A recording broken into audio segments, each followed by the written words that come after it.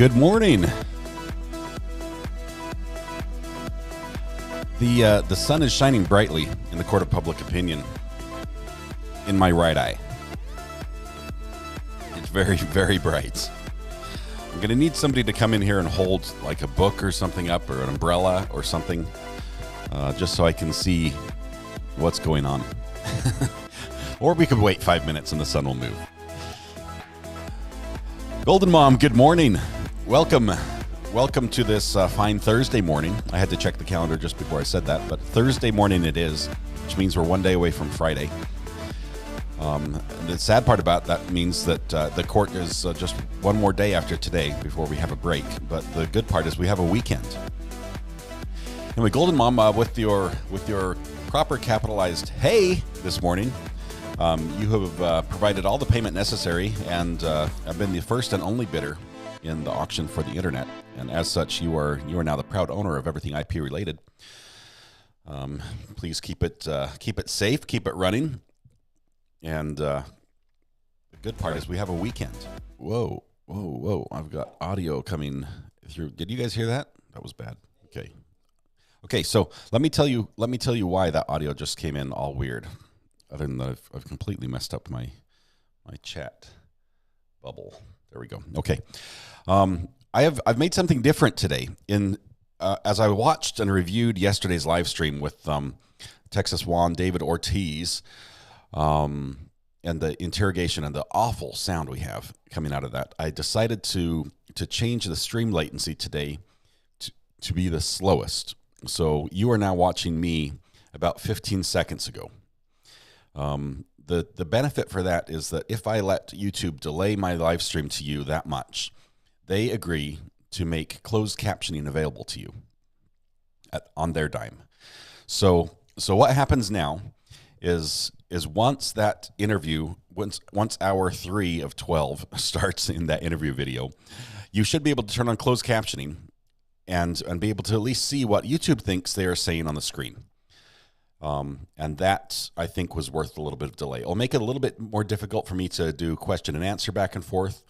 Please be patient with me as I take it. It seems to take a while for me to respond to your comments. But that's what we've got this morning. It's just my little effort each day to make the stream a little bit better. And now both eyes are in the sun. This is blinding. Let me just show you what I've got here. It's awful. I cannot see a thing. Let's go back here so you guys aren't blinded. So Golden Mom, congratulations on winning the internet this morning. Abby, good morning from UK. Appreciate you being here as always, Abby. Weather Watch, good morning. Exodus 5, Brenda, Pauline, Terry Graham. Canned Laughter, good morning. Good to have you here. Lindsay, welcome. Katrina, Edward, Mac, Cakesboo, sorry. Matthew Harrislaw. Points out the obvious. The future is so bright that I have to wear shades. I really should get the shades out of the car. Seeing as I don't go anywhere anymore. I just live stream on YouTube. The sun gets in your eyes. Yeah, there could be worse things, really. I mean, of all the things to complain about, a little bit of sunshine really doesn't rank up there. So I won't anymore. Glad I was able to pop in before hopping on the delivery truck today. Golden Mom, good luck on the deliveries. This is the season of deliveries, so it's a little bit hectic for you. Our thoughts are with you. Welcome. I don't know who was first on the like today, but thanks, Abby, for posting that. It looks like we've already got 13, so we're already in the double digits, which is a great start. Tiffany, good to have you here. Day 4, no smoking. Congratulations. We're with you, Tiffany. That's exciting. The first couple days are tough, but if watching us and hanging out with us in chat helps, we would be here for you. We will be here for you. Congratulations. I'm super excited for you. You can do this. Good morning, sunshine. There's got to be a John Denver song that's appropriate right now, right? Tag Allison. Good to have you here, Allison. Chandra. Just lots of people here. Lots of people. Everybody, basically. 80s Music Man's even here. He's not going to do any of the beeping edit today because I've got my beep button. As loud as it is, sorry about that. I haven't found a way to replace it with a quack just yet, although I did look this morning. The sun is slowly moving. I can't quite see the screen. Court could be going. It could be right in the middle of something really intriguing, and I would not know because it's that way. And that's the same direction that the sun is. So I'm glad to hear it does help.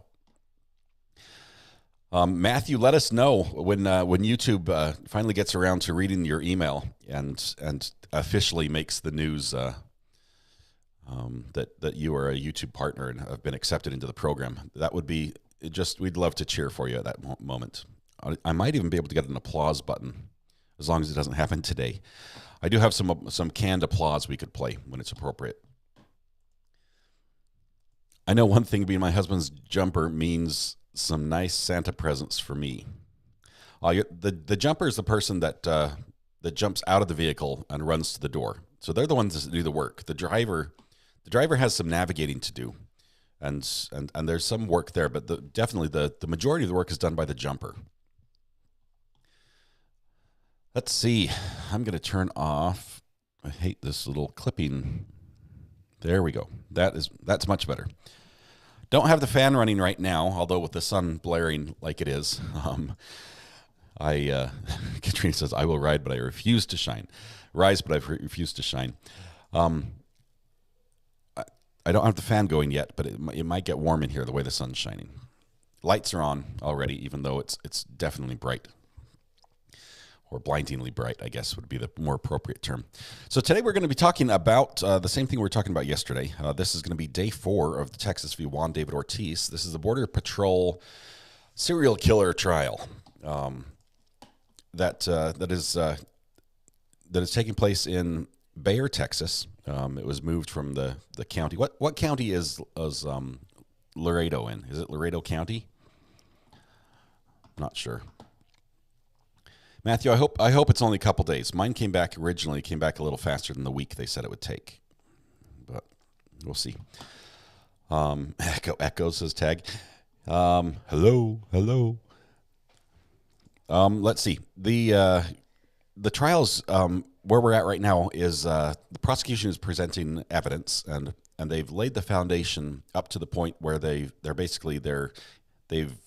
told the sequence of events to where they captured the suspect, and they took him to the police station and they started interrogating him. And this was a video recorded interrogation. We know it was recorded and saved for posterity in a 12-disc box set, which I'm sure one day will be available on Amazon for the low price of $9.99 plus shipping. But they're playing the entire box set apparently for us. We've heard already disc 1 and disc 2 yesterday. Each disc being about an hour and 15 minutes. The challenge we have with this video is, first of all, it was recorded with a potato. It was basically a car camera. It's like an in-car, like a dash cam for a police car, but they sort of built it in a case for a room. So it's not really good. It's like the audio you would get on a dash cam camera. It's great at getting a picture straight ahead. The camera is looking like halfway up the wall, so everything happens right at the bottom third of the screen. So it's not really, the video looks awful. The audio is also awful because I think the microphone is aimed at the air vent, which is going full blast because it's 190 degrees in Texas at the time this was taken. And so we've got some challenges there, but we should have closed captioning in place today to maybe be able to show that. And if not, I can maybe beg, steal, and borrow some closed captioning from other sources. but I'll work on that if needed. Golden Mom says, is the gun into evidence? Not that I know of. I think yesterday at a couple points, the defense raised the issue that some of the pictures that they were trying to present as evidence contained pictures of evidence they received from the truck. And the defense pulled those numbers out. So we've heard some breaks in the sequence of the picture numbers that were admitted after a sidebar deliberation with the judge. So we know that they have not yet addressed this, and the defense has even said in an open court in an objection that they would object to that being brought in because they still have this hurdle the prosecution has not yet crossed to get the evidence from that truck search into court. I wonder why they haven't. Honestly, why would you not at this point have the weapon in evidence? Although they've talked about it, they've got the interview where the judge has allowed them to mention that they have retrieved a weapon and that he said the gun was in the truck and everything, and we know what model it is. We know, it was government issued. We know he was using government issued ammunition. We know all these things, but the actual gun the jury has not seen yet. Maybe that will be today. Tiffany Marie says, disc 2 was so boring I fell asleep on the couch. Literally showed nothing. It was painful. It makes me think of the case upcoming for Judge Doro, where it was death by eye drops. It makes you want to feel like applying bleach to your eyes watching this. It's hard to watch. It's hard to listen to, just from a technical standpoint. But hopefully we'll be getting into some more content that will provide some commentary that will at least. Lori says, morning, y'all, Recover Addict. How was your caroling? I did take a small video. I'm not going to play it directly on the screen because,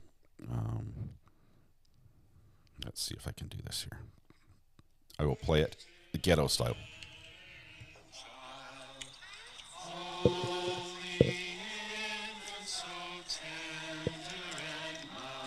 So it went sort of like that.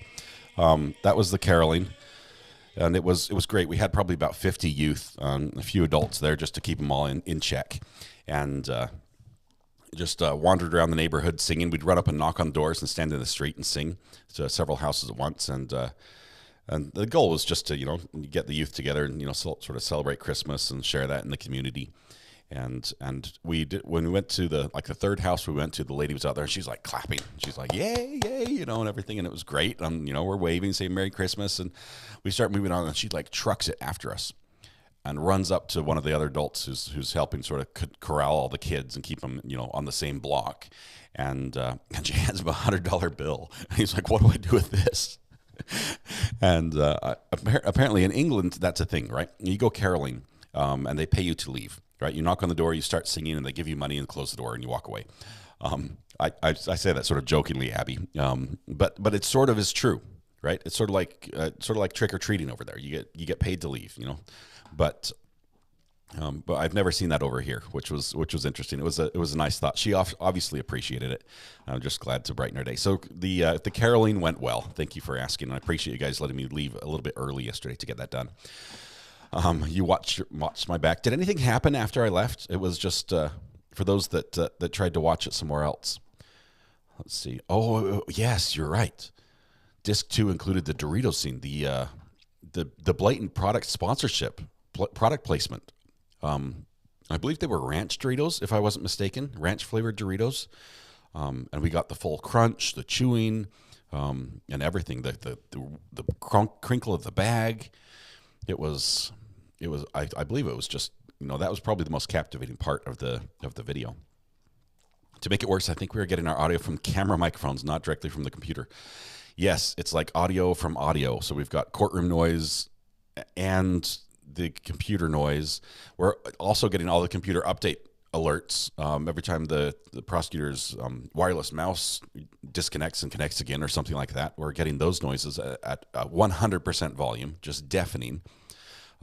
And then we have one more sound, and it's almost a low mumble, but we have the witness on the stand who is responsible for evidence. He's not a translator, mind you. He may speak both English and Spanish, but he's not there as a translator role. His job is to read the transcript as the video is going, all 9 hours of it. And whenever somebody says something in Spanish, she's just supposed to blurt out in English what they said. And this being a border town, everyone speaks pretty much 2 languages in every sentence. So it's perfectly appropriate to switch from Spanish to English to Spanish and back to English, all between that opening sentence and the first period, and it happens like that. And so we get this mumble on top of all the noise we can barely hear, and then just to cap it all off, I talk on top of it too. So there's really no way you can hear what's going on this live stream, but we will try. And if we do catch little bits, we'll go ahead and talk about it in chat. But I think he ate chips and took a nap. Yeah, I apologize. The delay on this is going to be a little long today, so bear with me. He took a nap. That's interesting. It was a blue bag. Cool Ranch was the flavor. 80s Music Man has an update about the school issue. I think, was that up in Ohio, you said? Apparently there was a fight with an eye injury. That's exciting. Finger licking. We got finger licking with Doritos.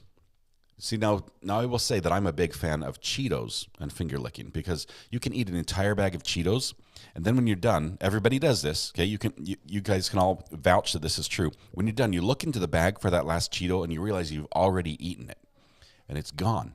And you check to make sure that it's all gone, and then you do the natural thing, and you take your fingers and you roll them together, and all that orange cheese that's on your fingers creates a bonus Cheeto, which then you get to eat at the end, and then lick the fingers. So apparently he did that with the Doritos as well, which was interesting. A little bit gross, yes. Daryl Brooks filed his appeal yesterday in a handwritten note. He's requesting a public defender this time. He's wait, I want to redo, Judge. I want to redo, please. I think he was actually asking that he keeps asking for like a stay, right? Like don't send me to prison yet. I'd like to wait on that until this appeal's decided, right? Okay. I don't think that's going to go anywhere with Judge Doro, who, by the way, congratulations on a great announcement yesterday. She's running for Wisconsin Supreme Court, and I think she's going to be a shoo-in. She's just amazing. I wish her the best there.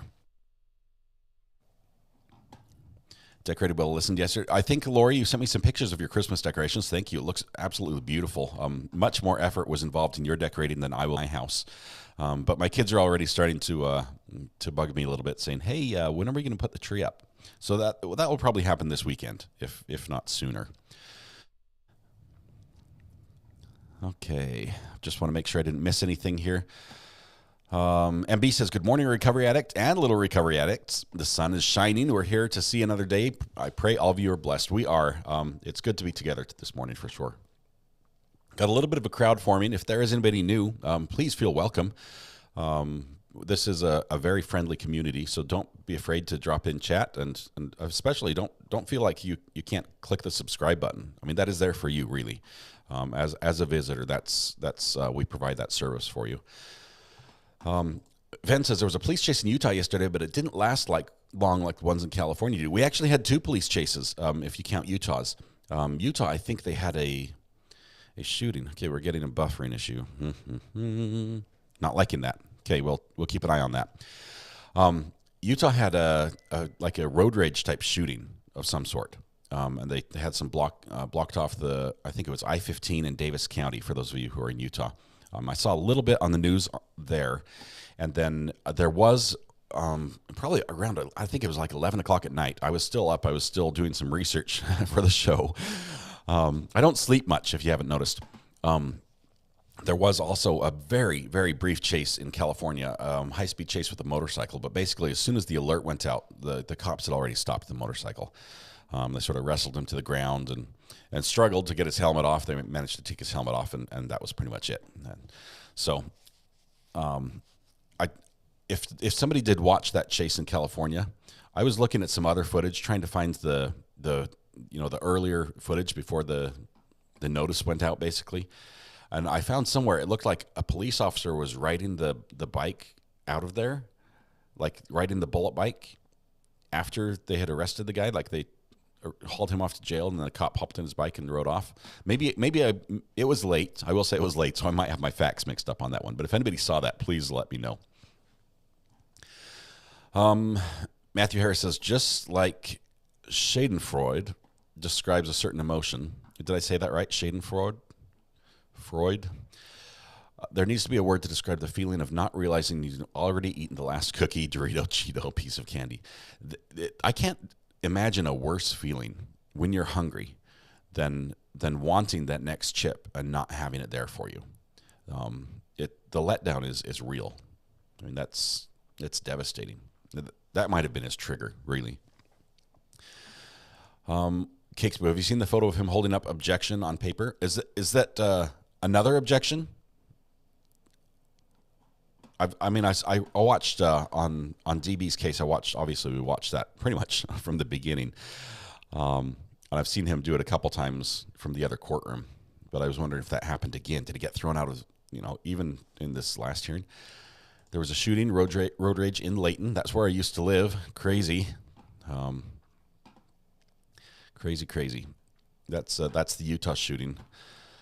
I thought no public defender for Court of Appeals, says Patty. Yes, you're always entitled to have a lawyer, and even if you can't afford one, even on appeals, you can get a public defender, is my understanding. Mary Kay says, recovery addict. My daughter said years ago people would put a few drops of eye drops in someone's drink to make them fall asleep, but too many drops could cause death. Mary Kay, when I was in junior high, a fellow student put more than a few drops, put a couple sprays of desk cleaner in my band teacher's coffee cup. We had band close to the end of the day, and he just about died.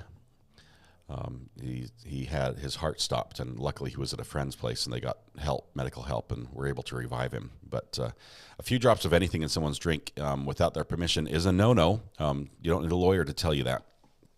But risky. Oh, was there a hot mic issue for Jared and the AWP trial yesterday? I did not see that. Was that the one that was aired on a YouTube channel? I think somebody posted that in chat. I didn't get to watch that. You need 7 or 8 hours of sleep a day. It's been a while. It's been a while since I've done that. I get a good solid 5 almost every single night, Cakespoo. And it's good, deep REM 3 type of sleep. But I don't quite get to that 7 or 8 threshold. Guy parked in a stranger's driveway and fell asleep. The homeowner called police. When police showed up, they noticed a gun in his lap. They tried to get him out of the car, and he shot at the cops and drove. Wow. Good old Layton. Layton, Utah, or Layton, as everyone who's not from Layton says. Golden Girl says, recovery addict, you have to check out Bradley Yon, Illinois case. Representing himself, not at trial, keeps getting delayed. He may be worse than Brooks. Okay, this is the one I think I saw. He had a whole bunch of filings, right? He had a whole bunch of motions in front of him. And he's like, why is the court not receiving my motions? And he got hauled off, and the judge sort of walked off. I saw a little bit. I think Law and Crime put that video up. Yep, aired on Duty Ron when it wasn't supposed to be. Judge rescheduled. Oh, my. The judge rescheduled it because it was aired? It was that big of an open mic issue. Wow. Someone worse than Brooks. I know he's defended himself, but I think he's playing with a full deck, so to speak. He's angry. I know he's angry. So you get a lot of that same Brooks sort of feel from him, but he's beginning from a position where I think he has more legal, I won't say experience, but information than Brooks had. People shouldn't need an attorney to tell them not to poison people, but since we have one in chat, they get it anyway. Do not poison people. Sincerely, an attorney. I need Matthew. I'm going to need a YouTube video with that in it, so we can just play that whenever it's appropriate. MB says, years ago there was another case where a young woman was killed with eye drops. Cops thought suicide. Mom said she would never. Yeah. We've got the case, and this is a question for you, MB, and maybe everybody else as well. With Judge Doro running for the Supreme Court, what happens to her caseload? Is she stepping down from the bench, or saying I'm going to keep working as a judge until or as long as I'm not? I mean, if I'm not elected, she's going to keep her job as a judge, right? But if she is elected, she'll stop being a judge on the bench. That would sort of be a conflict to be on both levels, at the Supreme Court and on the local level. But yeah, interesting. Let me check and see if we've got any footage coming out of Texas, and I'm not seeing a lot yet. Why is that not working? I'm seeing Law and Crime is staring at the wall, as they tend to do quite a bit. Looking at the Texas seal there, but nothing yet.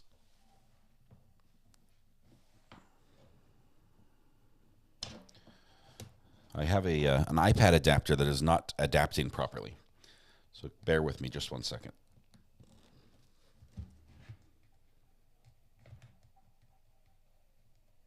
And just for the record, anyone who buys iPad adapters, especially like video converters for iPad, just know that they are worth their weight in gold, apparently, because that's what Apple charges for them. A simple Lightning to HDMI adapter is like $70, and it's a little tiny piece of plastic. But where is this? Why is it not working? Okay, we'll keep taking a look at that. Okay. The other thing, let's see. Yes, Duty Ron was yelling for super chats. You need to find it and listen. I will watch that. Obviously, I can't play his content. He actually does a really good job making sure legally that nobody uses his content in their live streams. And he does provide a lot of value in his stream as well. So I'll check out Duty Ron for that. CNN's reporting that cops in Moscow are now saying the 4 students were not targeted. Moscow, Idaho, by the way, for those who are thinking that's not an international news. They were not targeted, so it's a random killing. Wouldn't that put people on edge even more? Because they've been saying they were targeted and the community's not at risk type thing, and now they're saying, hey, it was random. Oh, wow. You did, Monica, you called the trend of self-representation. Now that Brooks has shown how easy it is to represent yourself. Other people are stepping up to the plate saying, I could do better than these public defenders. We need a poll. Hot mic or cold cash? Did Brooks do a Mr. Mercedes? Not the show, but the original. I don't catch that reference, Cakesboo. You might have to fill me in. I believe they dispersed her cases to a new judge in the same circuit. Right, but I'm hoping, Monica, that Judge Darrow's case, especially the one with the death by eye drops, which is coming up, I think in February? It's right around Valentine's Day, I think.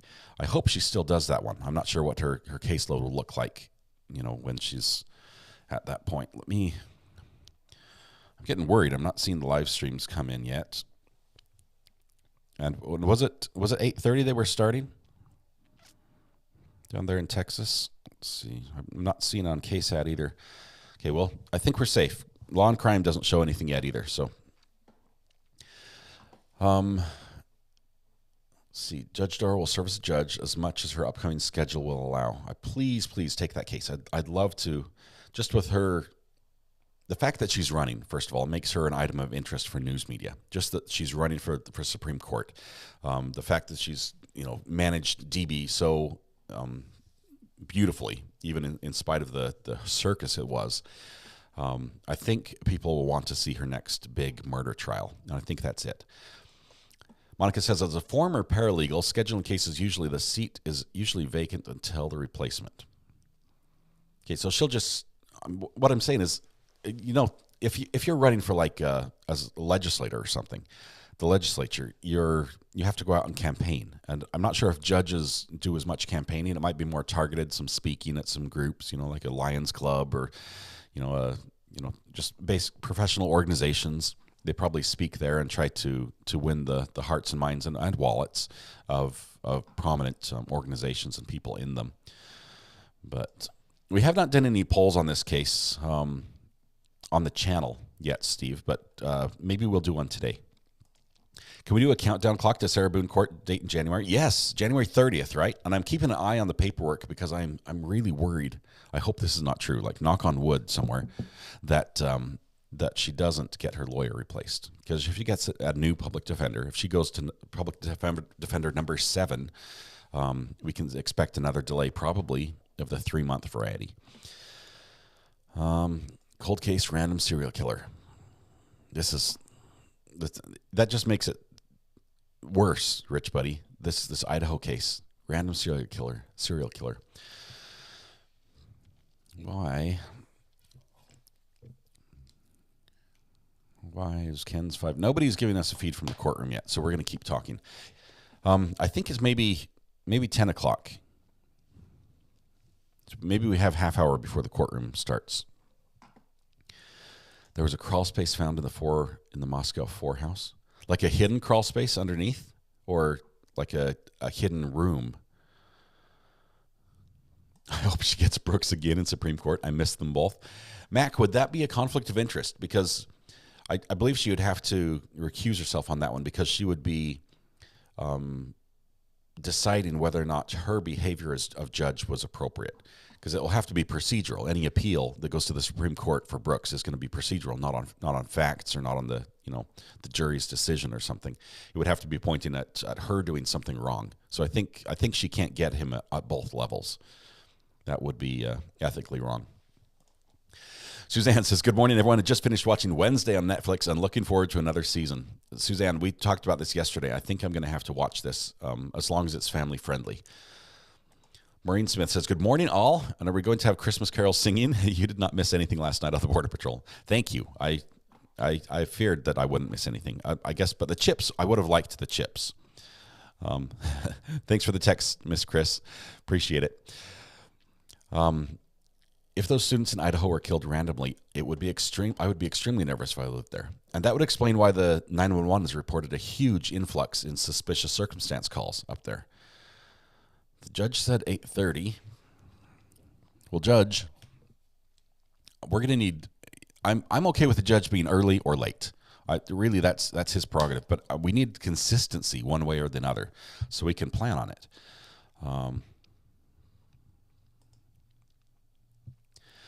GW said, good morning. Judge Darrow may not win. In fact, I predict she will lose in the election. Madison and Milwaukee will not vote for her. GW, I think people win, especially judges, not... first of all, I think it's a nonpartisan race, right? So I think she'll win because of name recognition. Laura just sent me a car chase to watch. Totally PG. No one gets hurt. From California. Female driver in stolen van. I'll take a look at that. Is it a recent one? I've watched almost all the car chases, I admit.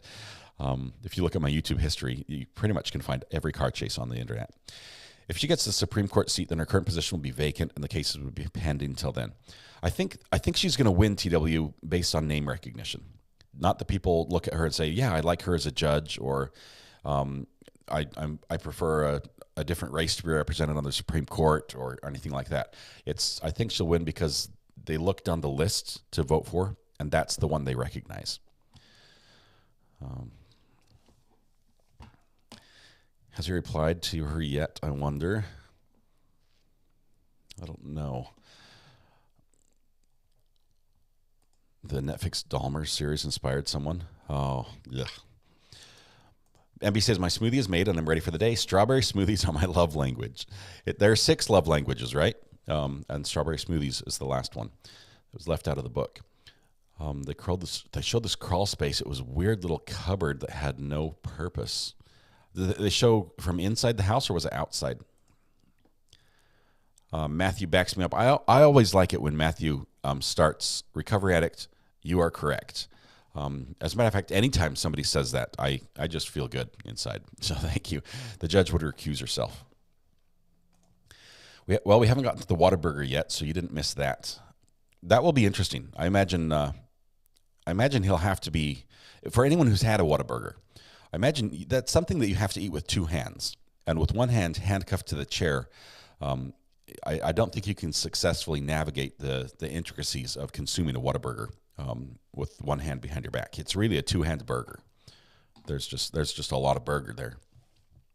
I have a girl crush on Judge Darrow. She is one of our favorite judges for sure. Oh, courtroom's happening. Why we don't have a feed? Give me a second here. Nothing there. Give me a second, guys. Be patient. We'll get there.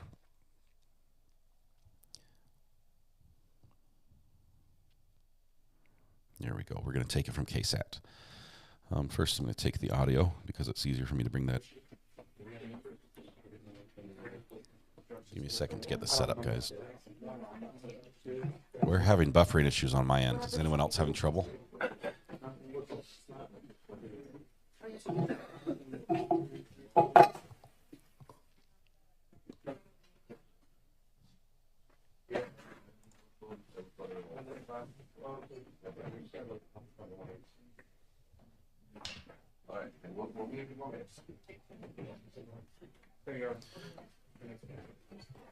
Sounds like a hot mic. That's it. So it's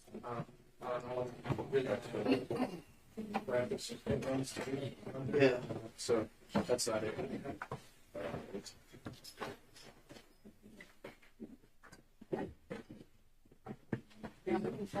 An HDMI cable. Somebody have an HDMI cable? I do. I have all the HDMI cables. Do you want fiber? Do you want 100 foot? Yeah.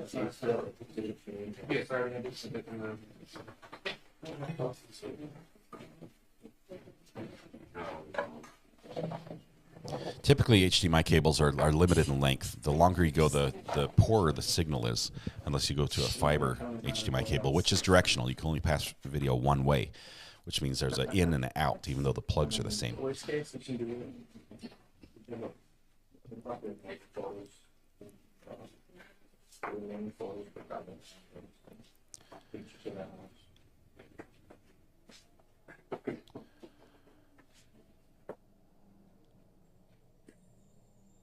Weren't those the ones that were conditionally admitted that we were working in yesterday? Oh yeah, it's Friday. I believe they were conditionally admitted, so if I'm not mistaken, they're over there with you, correct? Photos of the... Okay, someone just took the pill off the microphone. That helps. That helps a lot. Thank you, guys. It was brought back. And then we brought them back over here at the end of the day. Also, 145 is physical evidence for the SO's on the point of property and all. Oh, So okay, that's what 145 is. okay. It's an envelope and the king of three showcase. How long is it? Just short, just to plug it into it. Yeah, we had one here yesterday. For whatever reason, it's not here today. From here to there. All right. Okay, so we have a Here's the crime one committed in the condition. courtroom. Someone has stolen the HDMI cable, which is necessary to play the video. Apparently, they did us all a favor. These are the conditional ones? Okay.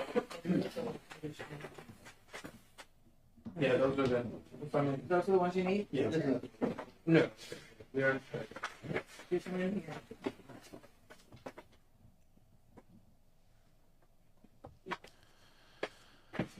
So we're still waiting. The one's not connected to anything over there. I just don't want to be the one who. Okay, finally, Ken's 5 comes on with the feed. We're going to switch to them.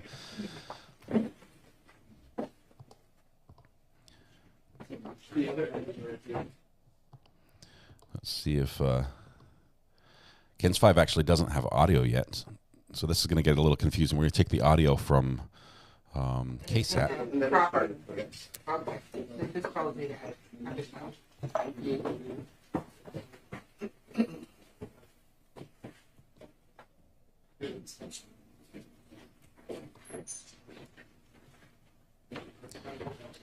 So we get to see two sides of the accused here. Audio's coming from the bottom feed. That's why it's a little bit delayed. Bottom feed's actually a second or so early.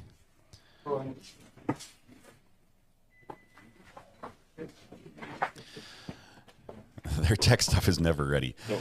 With what some of those HDMI cables cost, that could be grand theft. I have a 100-foot fiber HDMI cable, and it was it's from when the cable first came out, so it was much more expensive when it was made. So yes, they are very, very expensive. Thanks, Joellen, for feeding Charlie. He doesn't like you. I told him you were nice. Do feed Charlie. That way you can focus on the court case. He changed his shirt. Laura, good catch on that one. Do we have the same tie though? I'll have to go back and look.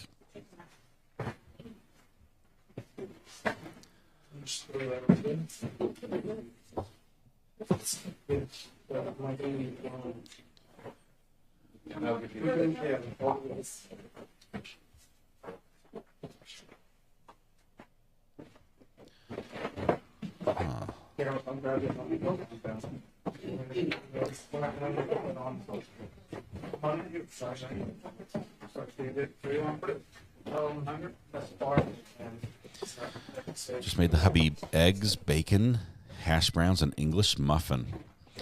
He's a happy man, Lori. The way to a man's heart is through his stomach, right?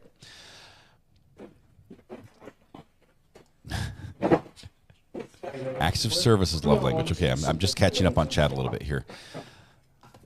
I think this courtroom got their mic speaker system from a 1990s Taco Bell drive-thru. That would be an upgrade, Matthew. Seriously, this is pretty bad. You insult Taco Bell drive-thrus by saying that.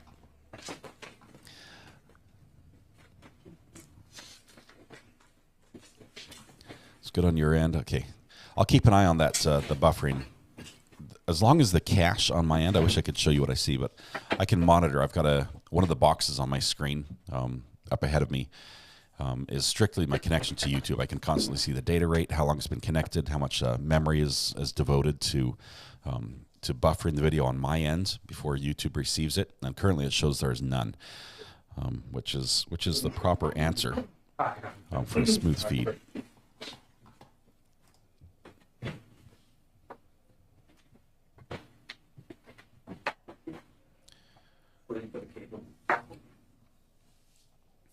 We're seriously going to have to add 2 or 3 days to the court schedule just for these delays. Okay, we do have a new tie. It's a blue tie today. I think it was red yesterday with spots, if I remember correctly.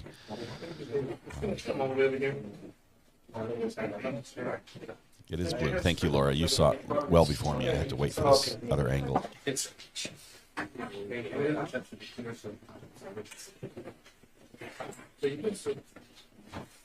Come on, this one. I have to take that. I've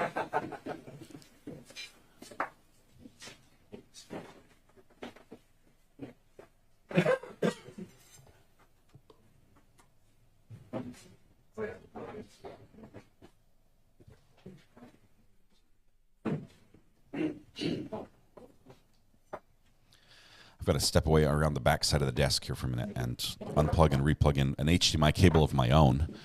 So give me just 1 second here. Do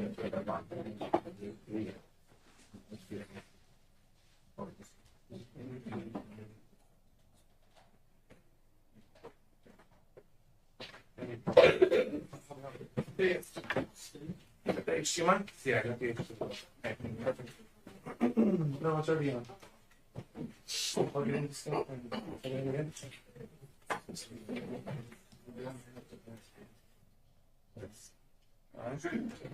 All right, but it should be ready to rock and slide it over. No? Yeah. Turn it off, bro.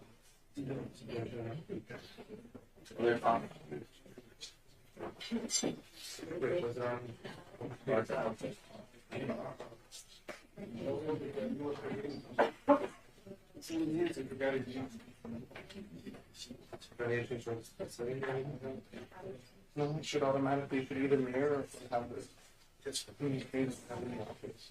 No, it'll auto-play.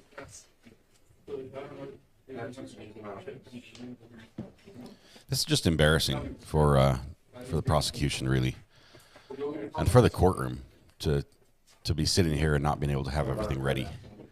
It's not like they used the courtroom for something else, overnight, and now they have to reset it up for this trial. We can. I'm just trying to see. It seems like nothing's really working right now. I mean, this. Where's the closest Best Buy? Because, I might just phone in a delivery order, call an Uber, have him pick up a HDMI cable and run it over to the court, because that might be faster than waiting for these guys to figure out what happened to their cable. Yeah. That's fine. Well, the baby's a friend. Is that what it is?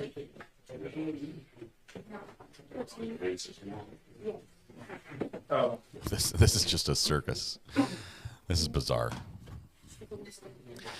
Joellen, I'm not sure if we have to play all 12 DVDs. It was painful last night. I hope they're going to let him fast forward. But I've got to ask you, if you were the defense, would you ask for all 12 to be played? Oh, we got the connections down, so something just got plugged in.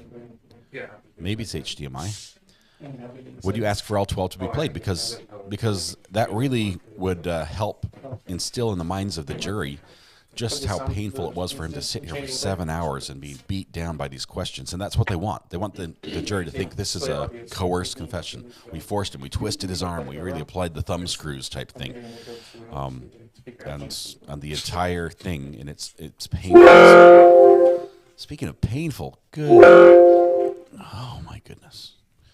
I'm going to break another set of headphones just by blowing out the speakers here. Sorry about that, but apparently the audio is working on the laptop now. Thank you for that test. It's all good on our end. Anyway, I lost my train of thought, but I think they will, as a defense, I think they would want it all played.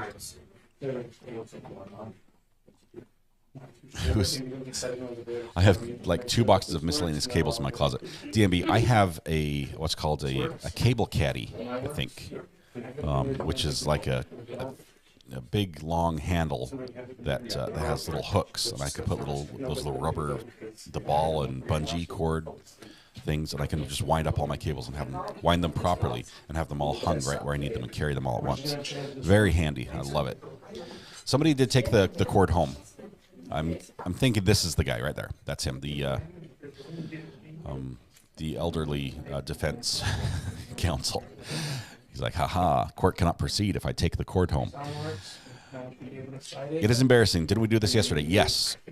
For about 45 minutes. You can keep it off or something.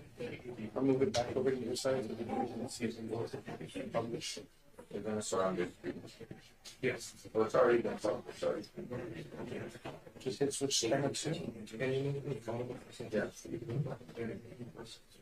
What's that? Hit that? Yeah. And hit it again. Balance. And then the little buttons on the bottom. One of them is for the control panel. Yeah. Okay, for some reason the iPad is not providing the video that I want. This is an old iPad, this particular one, but it has Law and Crime's feed going on here, and I wanted that as one of my options. So I have to run that now from my phone. So now I have my phone connected to HDMI, and so if we need, we can borrow from Law and Crime briefly for some analysis. Laura says, Recovery Addict, didn't the Hardy Boys have a story like this? The missing HDMI cable? Maybe it was Nancy Drew or Encyclopedia Brown.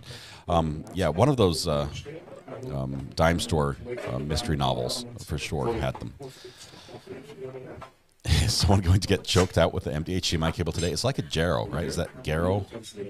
It's a dangerous weapon. Embarrassment, Scott. Go fix this for them. I'm in the wrong state. I really am. It's. I think I'd be, what, probably 6 hours. 6 hours for me to get there, which hopefully they'll have it fixed by that time. I do apologize for everyone's ears as as Windows does what Windows does best. I think, MB, that was the sound of somebody plugging in a cable, and the computer recognizing the cable. Whether it was USB or HDMI, I'm not sure. I think the prosecution definitely isn't prepared, and the defense is out to lunch. Who's this dude? The dude with the backpack that just walked in. He's the real IT guy. So you got the boss in the blue shirt there in the top left hand screen. He's the head, but the dude with the hippie long hair and the green jacket and backpack, he's the one that does the work in the courthouse. He's the actual tech. He's like, what? Oh, you want it to work? You'll have to bring in the guy who knows what he's doing, not just the boss.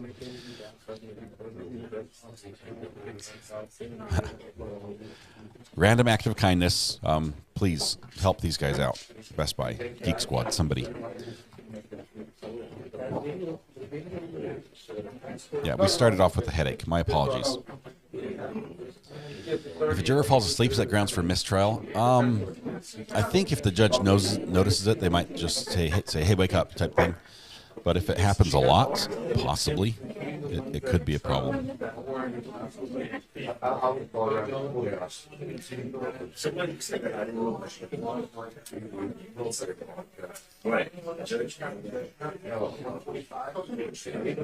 This is the worst microphone ever. I think it's like in the cameraman's pocket. Tom, thank you for the text, by the way. Tom says, Tom, hello, sir. I missed a lot. I was on a trip with the family up in your neck of the woods for Thanksgiving. Glad to be back with you here. We're after getting some bad news yesterday. Sorry about the bad news, Tom, but I did get a text briefly from you. I haven't read the whole thing because I'm using my phone for one of my live feeds. We're zooming in to get a focus. This is good camera work. Unfortunately, it's not manual focus. Okay. This particular camera that's staring at the defendant while he prays or whatever he's doing there is a pan-tilt zoom camera. PTZ is what they call it. And so they're setting a preset with a focus so that anytime they pan back to him, they can lock in that focus as well. They had a tech on site for the DB case. Yeah, he got sworn in. I think we need to swear this guy in and say, do you solemnly swear that you didn't take the HDMI cable home so you could play Xbox in your apartment? San Antonio court should not be this lousy. This is no backwater podunk town. It's 4 million plus metropolis. Don't forget to mark. This whole court is a dime star novel. Houston, we have a problem. You'd think the courtroom would have a networking cable in place for such common process. Yes, there should be a dongle basically that you can just plug in pretty much any device to at the prosecution or the defense desk and just tie right into the display. Dude, defense guys look like they turn into werewolves at night. I'm on strong pain meds, so forgive me. No, Ferry, I think you might be onto something. I think they just transitioned back to their human form right here about 8 o'clock. So the commentary hilarious. You guys are funny. Hey, judges in the house. We're going to switch the audio to Stay ready now? a different camera. Stay ready now? Okay. Defense ready? Bring the jury in, please. Okay. Bring the jury in, please. Much better audio. Okay, so Ken's 5 just barely turned on their audio, which is great because they're following the rules of not broadcasting audio when the judge is out of the courtroom. Whereas KSAT didn't read that part of the notes.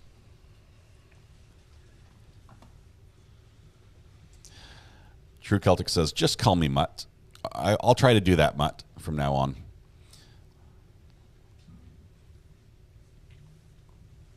This is Webb County Courthouse. This sounds like a mic off a webcam or a built-in laptop. I think because it was only coming on one of the feeds, I think it was just the onboard camera mic.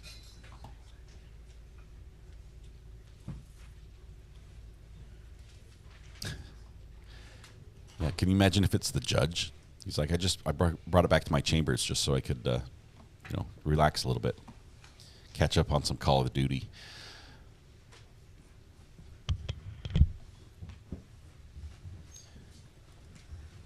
They really, there's no excuse for not being ready, technically, especially on day 4. It's not like they're breaking new grounds with what they're offering or bringing to court.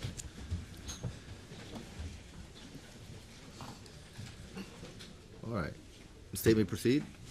Good morning. Good morning, ladies and gentlemen of the jury. We're going to pick up where we left off yesterday. We finished disc 2. Is that correct? That's correct. Okay. Oh, no. So on disc 3, of course, you've had an opportunity to review the video or refresh your memory. Can someone tell me if the closed captioning is working let's walk on my ladies and stream? gentlemen of the jury through the highlights of disc 3. What is it that you did? What is it that you asked? And what was some of the responses to best of your memory of Mr. Ortiz? May I refer to some of my notes? Yes. Hey, Tom, I'm sorry to hear that So on this about your three, grandpa. we continue talking.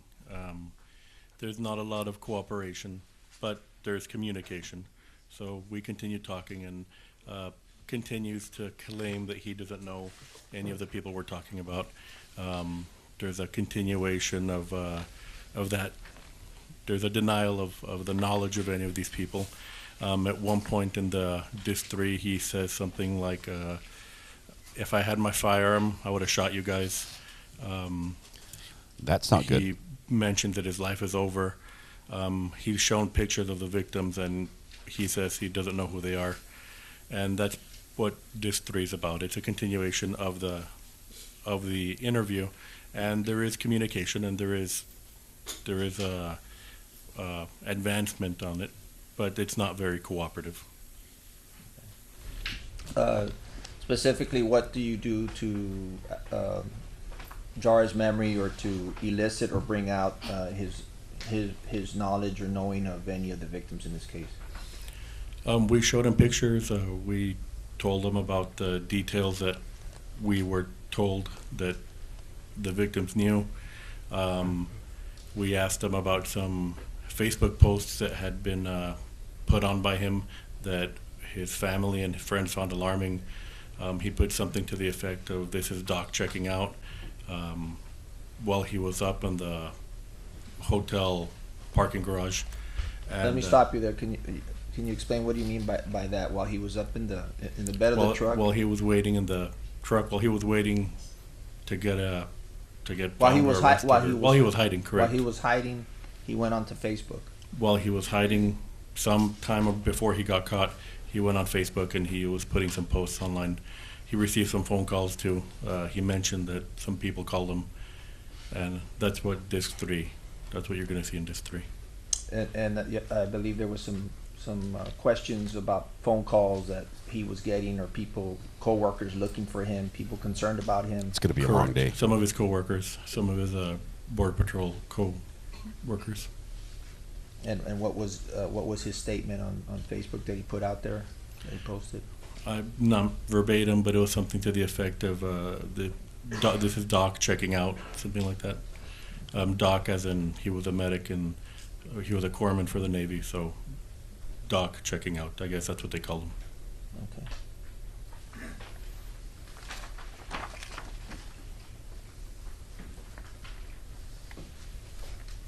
So he gave you no explanation for the purses. It continues to deny knowledge of them or what they were doing there, who they belonged to. Does he say anything about the VA? On disc 3, Yes, on this three. I believe he talks about his experience with his medical experience there, and that he was still unhappy with what happened there, or how he was treated. Okay. Does he ever talk about his background, that he's never done anything, almost saying, I haven't done anything like this? Do you remember a statement where he almost made a... Not An admission. verbatim, but similar, yes. Okay. If you can, you have the transcript, Yes, sir. and on disc 3 on page 61.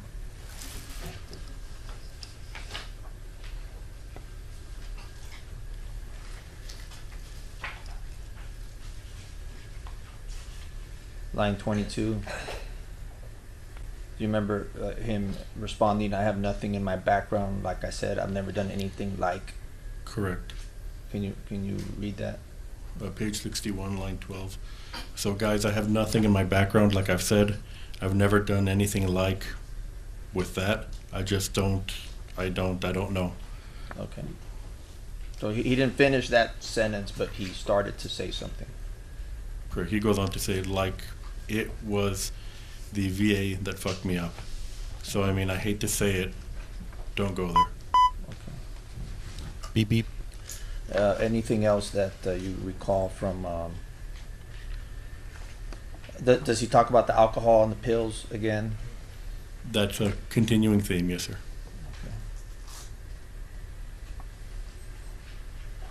Did you observe any actual... Okay. Since you were there, Any problems with his memory recall Thank you, Toxic. of non-threatening events or non-incriminating events? It seems like he could remember, you know, owing the gardener money or scheduling stuff with a gardener, mowing his lawn, getting gas at the gas station.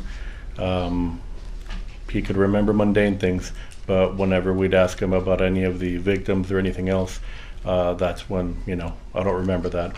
I don't remember this. He has selective but when memory. it was mundane things, it seemed to be okay. Okay. So it was almost selective. Yes, sir. Okay. Your Honor, we can publish this 3. Okay, let me see what I can do here.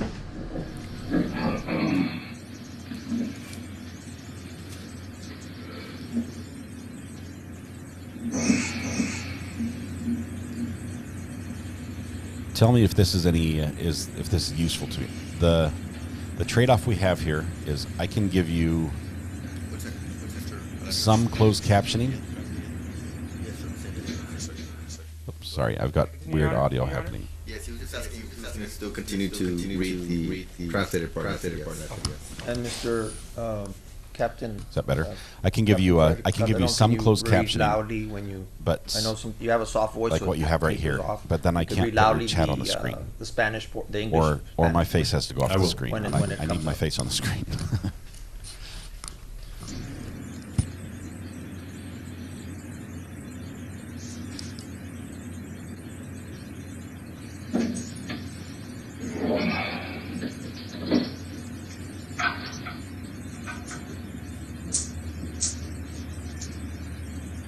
Elle, welcome. Glad you caught me again.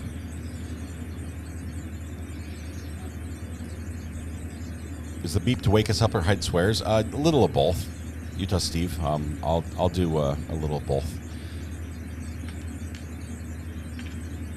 To follow this case, they said. It'll be a quick one, they said. 9 hours of interrogation later. I'm sorry. It should at least get good after this is admitted to evidence. Okay,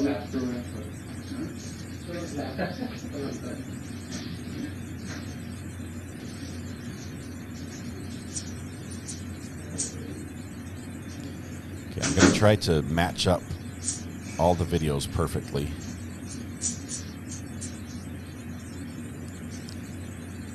Because I have to overlay the closed captioning. It's almost perfect. It really is. It's almost perfect.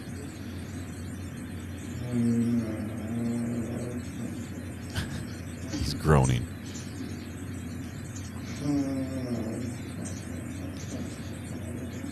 Yeah, we can catch up real quick. The defendant you're seeing laying on the interrogation room table is Juan David Ortiz. He is a Border Patrol agent who's accused of murdering 4 people. Now, the video little glitch where it looks like his arm was disconnected from his body, that's because that's where the closed captioning will appear when it turns on. I can turn that off for right now because nobody's talking. But he's accused of killing 4 women who happened to be prostitutes. 2 of them were within like 24 hours of this moment in the video. He had just barely killed them like the night before, I believe. So that's what's going on. The fifth victim is the one that got away. He had her in his truck, pointed a gun at her, grabbed her shirt, and she was able to tear out of her shirt and get out of the truck and run to another officer from DPS in a gas station parking lot. He proceeded to film her on his body cam for like 20 minutes without any police officers showing up for the area, and then took her to this police station. So she is literally down the hall right now. She is down the hall, giving them more information about the defendant who's on screen right now. So he does look a little bit smaller. It looks like he's hasn't been able to bulk up quite as much in jail as over the past 4 years, which is how much time has elapsed since this arrest.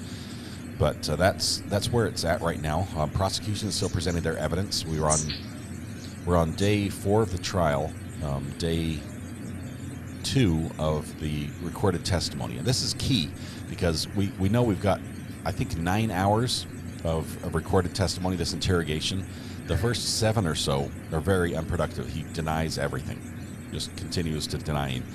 The last 2, we believe, he finally confesses and says, yes, it was me. I did it. You got me. I killed the 3 women you know about. And they're like, is there anything else? And he says, yeah, there was a 4th. They didn't know about the 4th woman until he tells them in this interrogation at the end of it. They run out to right where he says they'll find the body, and sure enough, they find the body. So yes, 4 women were murdered. They all happened to be prostitutes. He tended to follow the same pattern with each one. He provided the money, the transportation. He would drive them to a drug house and pay for the drugs, although so far the testimony is that he's never used drugs. He just drinks. He does have some medicine, quite a few medicines prescribed to him from the VA because he has PTSD, and this in the last few months, I think he says from February on, he's really been messed up because of the drugs the VA has given him. He says he's had blackout issues where he's violent in his sleep that his wife has told him about. It's pretty bizarre.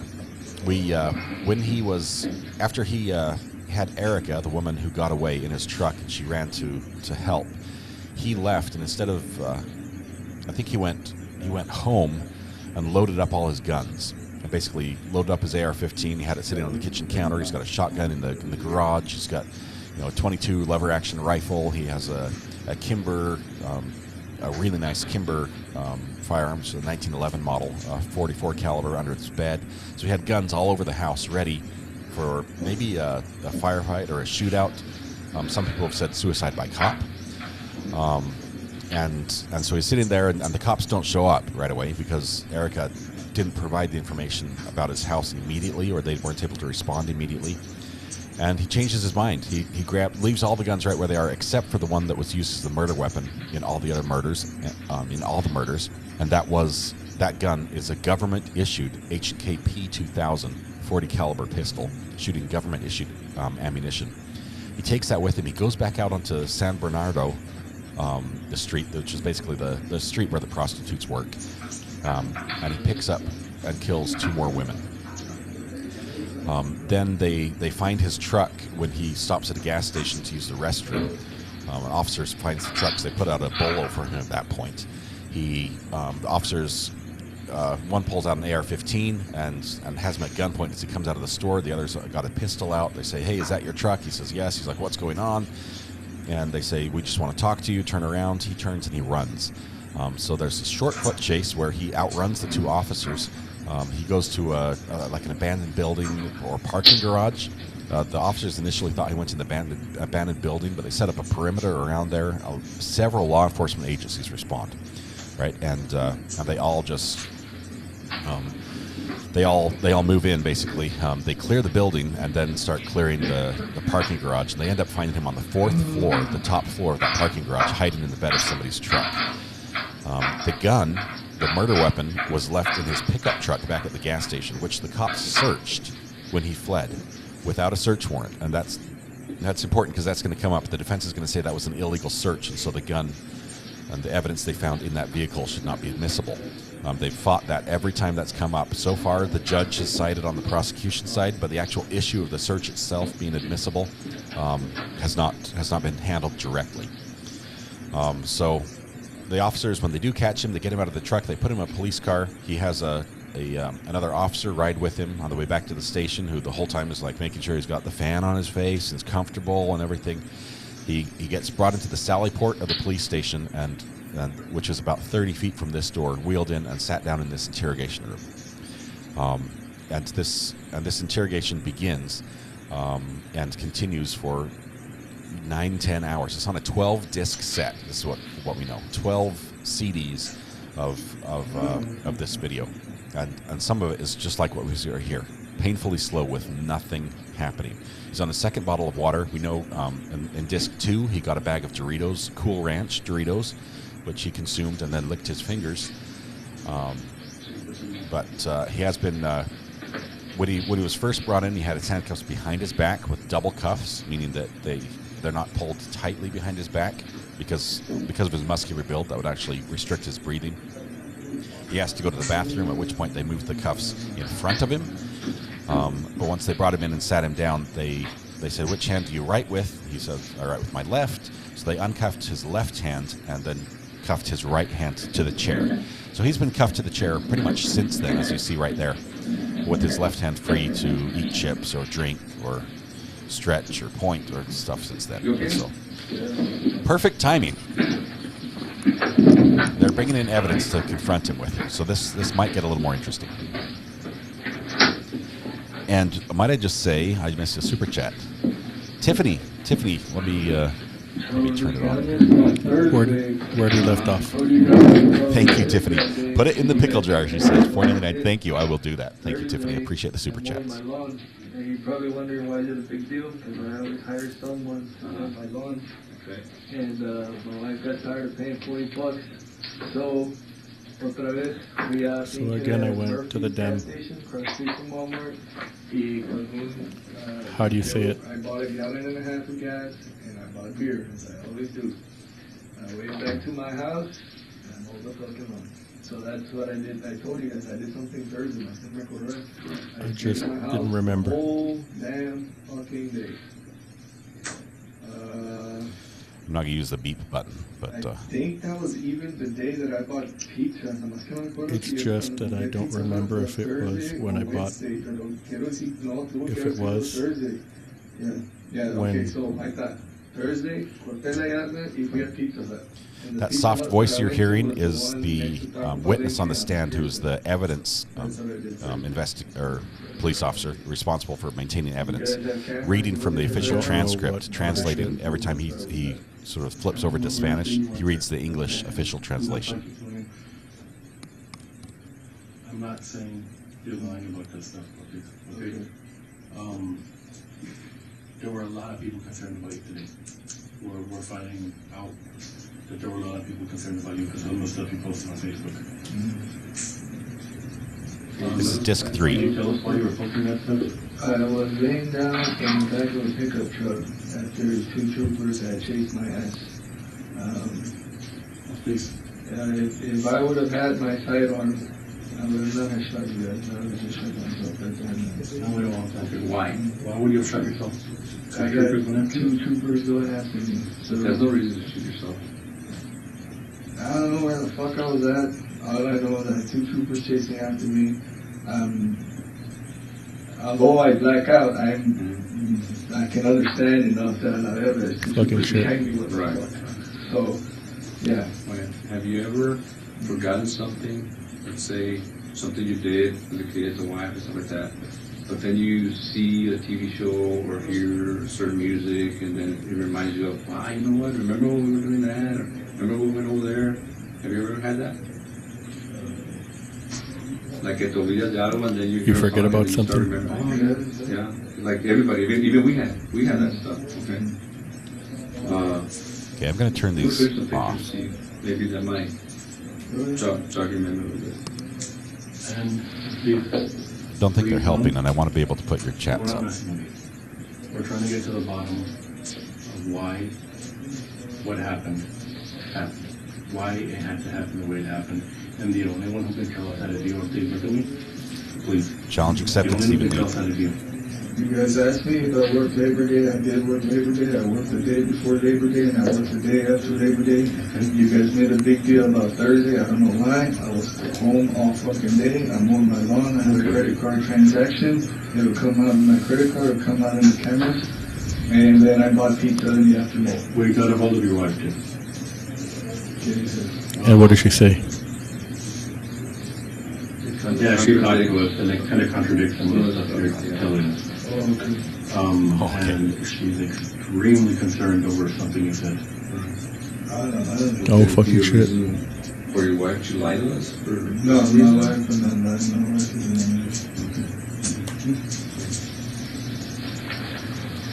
Melissa. He does not look at their face. I think he knows he can't lie to their face very well.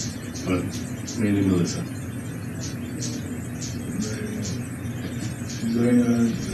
She's locked up or something? No, she's in the morning. They were all locked up, you know that. They were walkers, carros los arrestaban. They were all arrested all the time. person who's cussing is the translator witness, reading the translation of what he says in Spanish, what the defendant says in Spanish. So he just comes in with a beep beep. That was because he said it in Spanish.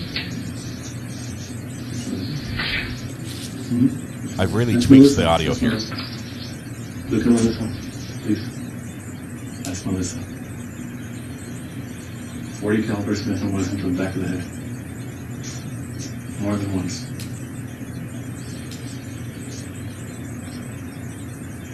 Back of the head? Oh, that was more than one shot. That's why I said more than one.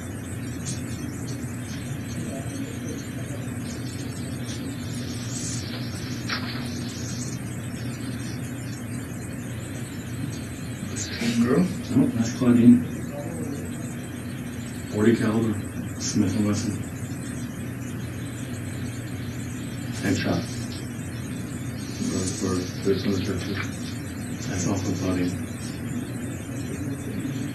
Claudine and Melissa knew each other. Melissa knew you. Erica? Erica knew you. She's alive, right? She's the one that ran from the trooper today. She's the one who lied. She's the one that you pulled a gun on her. She's the one who's been in your house more than once. He's the guy who's reading the translation. He's following the She's the transcript. one who knows you don't like people smoking in your truck. You know what else is interesting about Melissa? Right here? She knew you also. Claudine, she knew you also. You got people out there worried about you, and it's for good reason. There's someone else on 35 that we're picking up right now.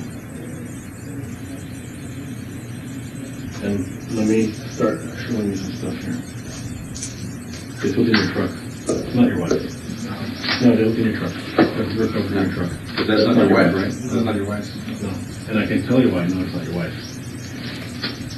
Because the heroin syringe and a condom in there, and several other condoms in the other bags that were there, and the heroin syringes that were used, some are new. Yeah, that's in your truck.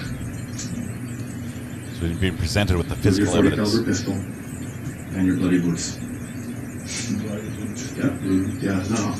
Did have blood on his I'm not boots. joking. Same caliber that was used. That's not all. Another makeup bag. Ashley, good to have you here today. What's interesting about that makeup bag though? The one from that one is the one for somebody else. Bloody napkin, some more heroin syringes, condoms, some ladies' stuff, and the little red flashlight. Little red flashlight belongs to Erica. You asked her to use it. Who's the other one over there? Only you would know that. You would know that. Well, you know that, and one of these ladies knows that too. No, yes. Ortiz, yes. That red flashlight belongs to her. You asked her to use it today. To open. To open, well, when I say today, I mean earlier. To open, shine some light at your house on the keyhole. Today, no, yes, it happened. That, and she uses crack, cocaine. She smokes it. She injects herself with heroin, and that's why those needles are in there. Said they're in there. This is in your truck. This. She was in your truck. You picked her up before. You picked her up before. Same person. You've picked those people up before, and look where they ended up. Ortiz, look at me. Why? Ortiz, look. I'm gonna put this down because. You have the evidence there? Ortiz, look.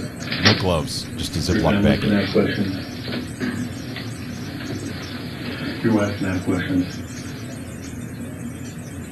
You basically told your wife, you communicated to your wife earlier today that that was probably the last time she was going to see you.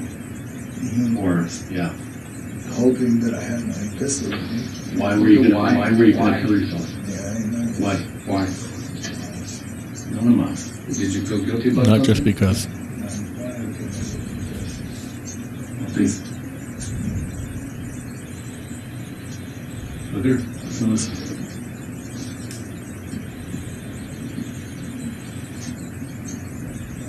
You did this. Glad you feel better today, Bella. You almost did it to her. But as luck would have it, the trooper, not too far off, and she ran to him. And she made it. And she said, I left my bag in his truck, and it had my red flashlight that I used to, when he asked me to shine light on the door. And it had my syringes, and it had my condoms. And I asked her, why do you have condoms? And she's like, well, I work, that's what I do. I work in the streets. That's how I know him. I'm not the only one who picked up. I used to see him with Melissa. But I never thought he would do that. Because he wasn't that type of person. And he's not the type of person that you would be today. I think he's been in custody the whole time. You were cool to her. To her, when you would pick her up and help her connect and go drink with her, that was good to go for her. That was a good time. That was a good day. It was not a good day when she felt like you were going to do something to her. And then, see, aside from feeling like something was going to happen, you actually pulled your gun on her. So she felt something was going down because you were acting way out of the ordinary. And then it actually does.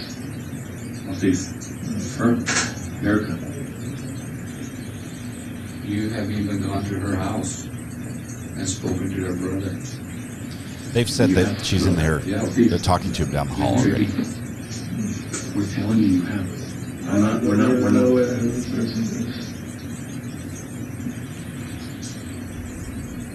She knew how to get to your house. She described your house. You know what her main worry was? She was like, he's not himself right now. I'm afraid he's going to go do something to my family. Well, you've been there. You've been there to pick her up before. Then why is there stuff in your car? Ortiz, look at me. You're gonna tell me you don't know why a prostitute stuff was in your truck and it was in your truck? Ortiz, look at me. It makes no sense whatsoever. It makes no sense In for you. any way, shape, or form. Then why is it there? I have no idea. Then why were you at that gas station? Where they work, where she worked, where she Okay, so worked. they're just presenting evidence to him. Physical evidence from his truck, pictures of the victims, the 3 they know about, She had a boyfriend. She had a as husband. well as the 4th She who had kids. was down She the had hall. She had kids Broadway too. Garden, this is it's a lot to catch up on right now. If you give us still a break, I can catch you up. Is that all right? Appreciate you being here. Is that okay? Look at Melissa. Right now, they're not really lying. They're showing the evidence they have. They might be pushing some elements of the truth a little further, like saying the wife told us something different or something like that. But most of what they're doing is just presenting evidence in front of them. This is the real moment. I want you to tell us the truth. I'm asking you for the truth. I'm telling you the truth. You If these allegations are true, then I'm fucked, then that's all there is to it. And if these allegations are true, so, Please, today, you picked her up. We're not debating that. Today, you picked her up. She ran to a trooper. Trooper told us what happened. We went to go look for you. We found you. You ran. Today, you get on Facebook and you tell people that you're pretty much checking out. yeah, That you've check it done- out. I wish I had my fucking gun on me. I was gonna check out. You're telling him that. He's saying he would have shot himself. You got a And group he's also of said he would have Marines shot on Facebook. the officers that were chasing Look at him. me. Yeah, you saw that. I'm sure you saw that. And they're still on there trying to get to you. Ortiz. I'm not disgraced. If these Well, allegations are true, I Ortiz. don't deserve to be called a veteran. So. Ortiz, look at me. This doesn't change your past. What you did, what you earned, And what you are, you still are. Ortiz. Like I said, There are people who are out there and they're concerned about you, and that includes your wife, that includes your family, that includes your co-workers, that includes people who say they're your friends, who call themselves your friends. There's people, what you guys are saying is true.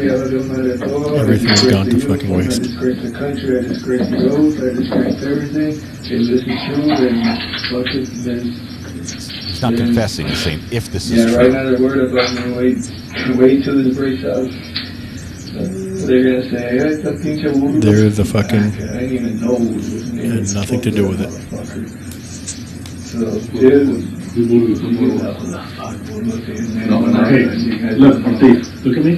I'm not messing with you. I don't know who Boru is. You don't know who Boru is. I don't know who Boru That is. guy that was arrested by PD for killing his wife and his baby, and PD caught him and pinche Father In the dam. Park and made national headline. No matter if you guys haven't heard of it. Don't tell me. Now we know who you're. I know who you're speaking of.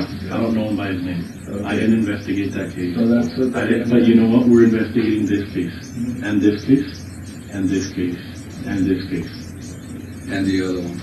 He's and here the on one special that's bringing appearance. back the body right now. And the shell casings we picked up, all 40 caliber. All Smith & Wesson 40 cal, the same type of ammo you have in your service pistol. It's common ammunition. Do you remember her? What's her name? What's her name? You kept saying Melissa. That's Melissa, that is her name.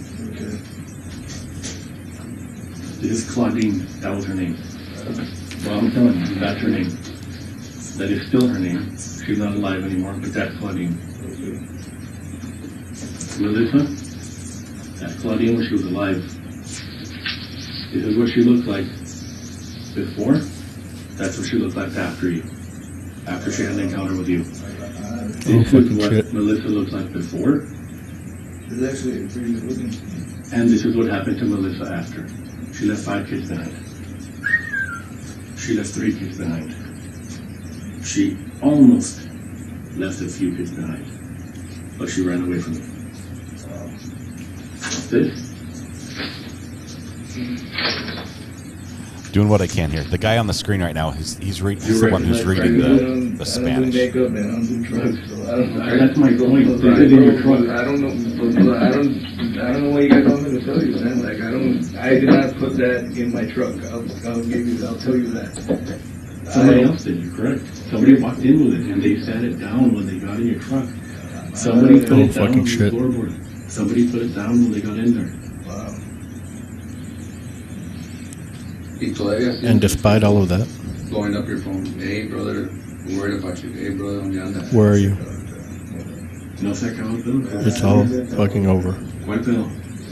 Right now they're concerned about me. As soon as these allegations get released in the press, then there's another shit. He's not taking ownership. He's still saying allegations. If these are true, Well, you know what? Your family should give a fuck about your family. My family, I do. My family, I do. And you know what? This was in the truck that your family gets in. That's a crack pipe, dude. Those are heroin syringes. What if one of those needles got out of the bag? No, listen to me. Right. Ortiz, these people have hepatitis. They have AIDS. Ortiz, look at me. They got HIV. They got AIDS, hepatitis. They got all sorts of fucked up stuff. One of those things gets out, rolls into the back of your truck, and your kid sticks himself with it. Is that cool? Is that okay? the loud voice you hear every now and then is not mine. It's the gentleman on the stand who's a witness. He's reading the transcript. Every time the recording has a Spanish phrase, he reads the English How translation. your kid got stuck with a needle that was rolling around in your truck. Somebody put it there. It just magically appeared. Come on, please. They're trying to appeal to his love for his kids. JD. Obviously, this didn't happen. The needle's not in his truck. The kids won't get stuck. They're trying to just put him in that mindset. I was squared away when I came here. My life was good. I started going to fucking VA just to get enrolled because I didn't have a primary care doctor here in Laredo. I had my primary care doctors in San Antonio because I lived there for 10 fucking years.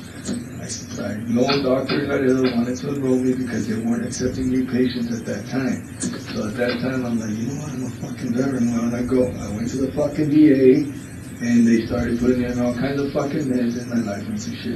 Is that why this happened? That was not me, Randy. It According was to not what me. you guys are saying. No, that's not what we're saying. That's not what we're saying. I'm not saying this happened because you're taking meds. You're telling me that. But this did happen. This did happen. She happened today.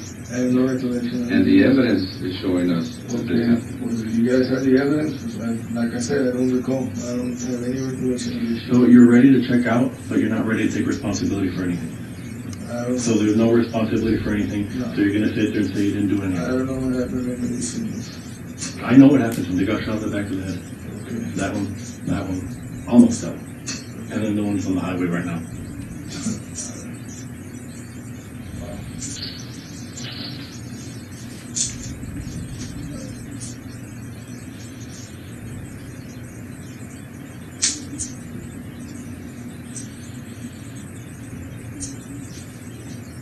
Right now, he's not saying it wasn't me. He's saying I have no recollection. I'm not saying, like I told you, that you woke up one day and that you set out that your life goal was going to be to do this.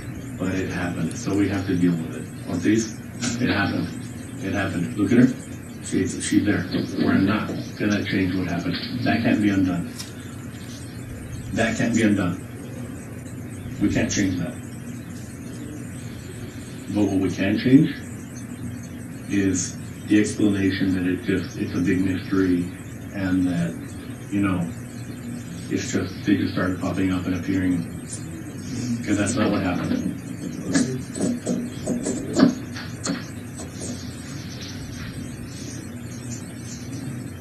What would you want us to tell your wife? What explanation would you want us to tell your wife? What do you mean it doesn't matter? Why do you think it doesn't matter? My life is over. If these allegations are true, my life is over. And, Okay, this is very similar to DB. Never confessed at this point, but did say my life's over. Fuck, I don't know how she's gonna do it because none of the vehicles are paid off. It's tough.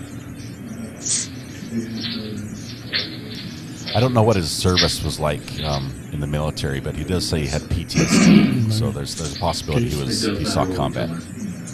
Ortiz, look at me. No, look at me, Ortiz. It's not over because we're all here. And Ortiz, look at me, please. It's not over. But listen to how many times he said, "Look at me, look at me," because he keeps staring at the Your ground. wife is still out there. Life goes on for her. Life goes on for you. I hope it goes on for her, and I hope. Yeah. And it will go on, and it will go on for you too.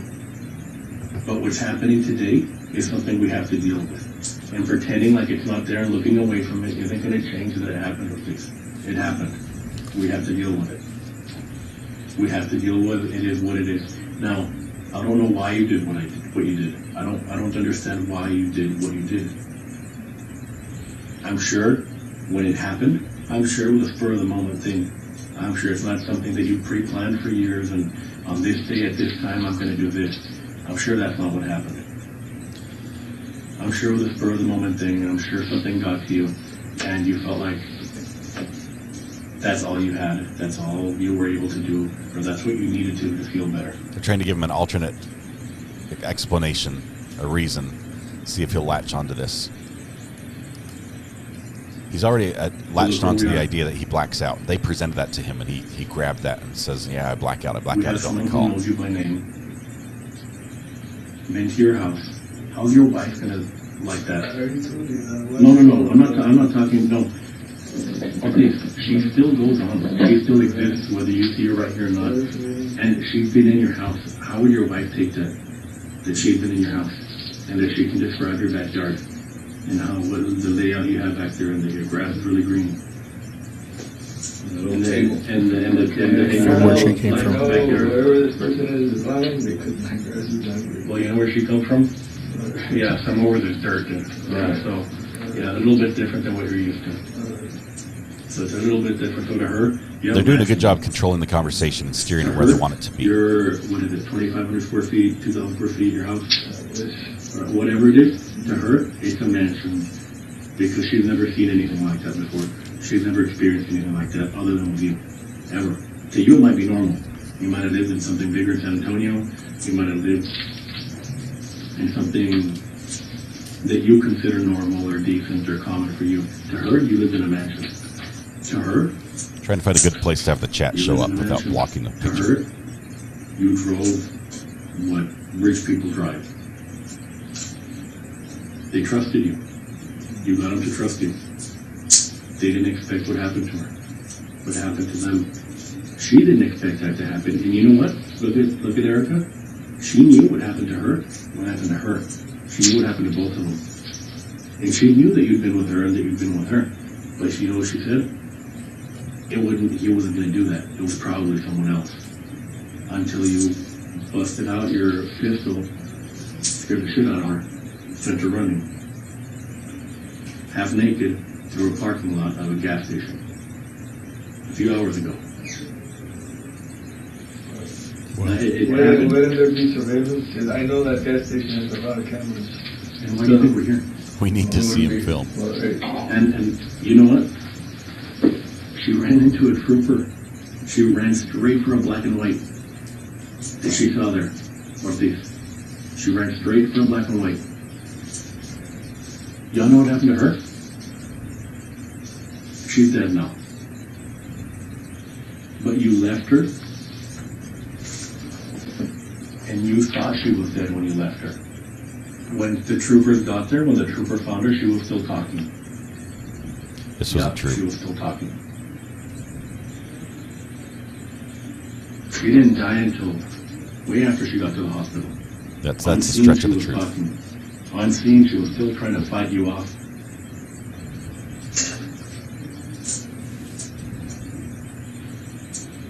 I used to she was shot 3 times. Did you still there? There's people that have been shot multiple times and they're still there for a while. Ortiz, you shot her in the head and you didn't take her out. Yeah, no, I was equally amazed. You want to know what I really thought when I saw it? I thought it was an auto pit. Auto pits happen all the time in that part of the county. All the time. They do. Yeah, they do. I mean, where you left her, auto pits happen all the time. It happened with illegals, with EBAs, people coming off the road, different hours of the night, early morning, they get hit. I originally thought it was an auto pit until there were shell casings next to her, 40 caliber, bullet holes in the back of her head. Have you ever seen someone talk when they've been shot in the back of the head and half their head's hanging up? It's pretty interesting. The police are not being callous. I almost couldn't believe that she was shot in the back of the head because she was talking. I hadn't seen that up until now. That was new to me.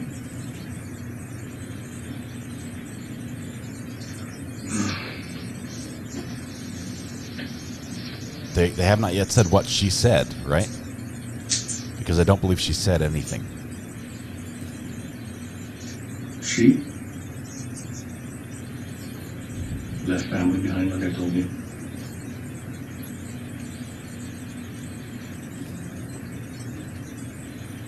She left family behind.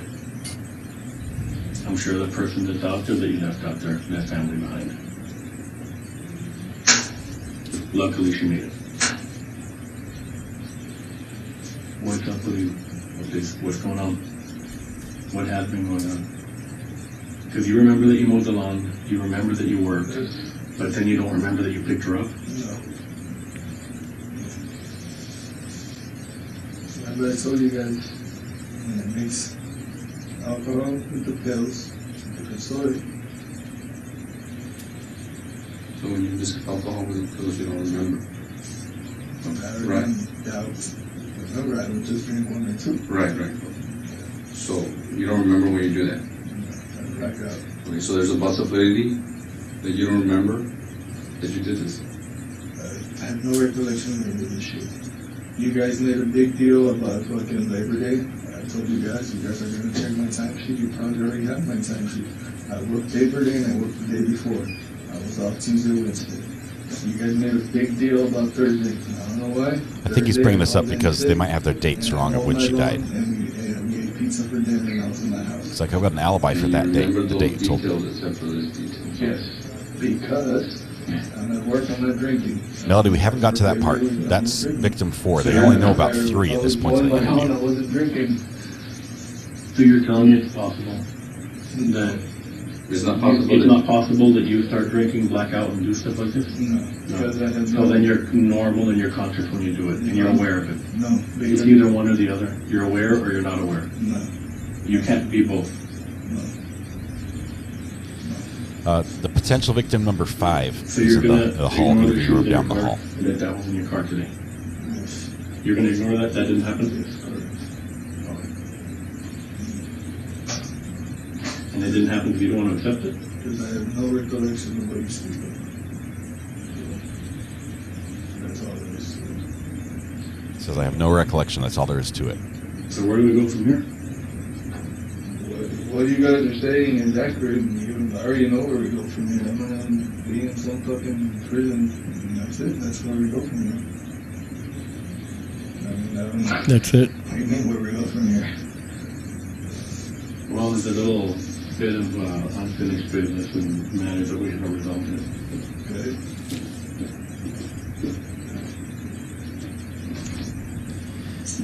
He did, when he showed the pictures of Melissa, he said she was actually pretty. Or she was actually pretty good looking, something to that effect. Not entirely. Not entirely. No. That's not entirely the case, and we know that. Because if your wife wouldn't have been home, you might have not picked her up today. But that would have been it. This stuff over here already happened. So let's just say we can backtrack today. We can backtrack today. She made it after all, right? Well, I'm saying backtrack. We can say that we can backtrack those hours and put this out because she made it. But this still happened. So what makes you think you would have still been at home having done this already? Because I have no recollection Oh, this shit. Right. But you have recollection of everything else that's there? When I drink, I'm telling you. I recollect what my schedule is because I don't drink when I'm at work. I was mowing my lawn. We ate pizza for dinner. I was hanging out at the house with the kids. Haven't heard from the ME yet. And you said you drink almost every day? Almost every day, yes. And I thought I stayed home. Okay. You thought you stayed home? Yeah, for 7 But you're not 100% then? I'm 100% because I go to work and I go out to my house. I have no life. When I go out is when I go to the Gold's Gym, and I really like riding a Cannondale mountain bike. That is pretty much the only time I go out. It's a nice brand of mountain bike, Cannondale. That's literally my whole entire life. I've never had any run-ins with the law. Go to work, I go home, go to the gym, go home, ride my bike, go home. That's my life. And I'm not even much of a TV watcher. My wife is the one that's a TV watcher. Could there be another you that you don't know? Another personality you don't know? So no one's telling you to do this? Telling me to do this. Right. I've talked to all sorts of people. I've investigated all sorts of cases, and I've had people tell me that, people tell me to do this, and I have a hard time fighting it. I have a hard time telling it no. I don't know. Since you're not sharing with us what's in your mind, I don't know. But that's happened to some people, and I'm not going to tell those people that they don't feel that. Because if somebody tells me they feel something, who am I to tell them they don't? Do you feel that sometimes? Do you feel the urge to do stuff that's not really coming from you? Or that you don't feel it from you? You don't feel natural? No. Do you hear stuff that you question? I don't think. I've been told by multiple people that I have that's kind of fucking cool. I don't think Daryl's pen pals are here in the chat room with us.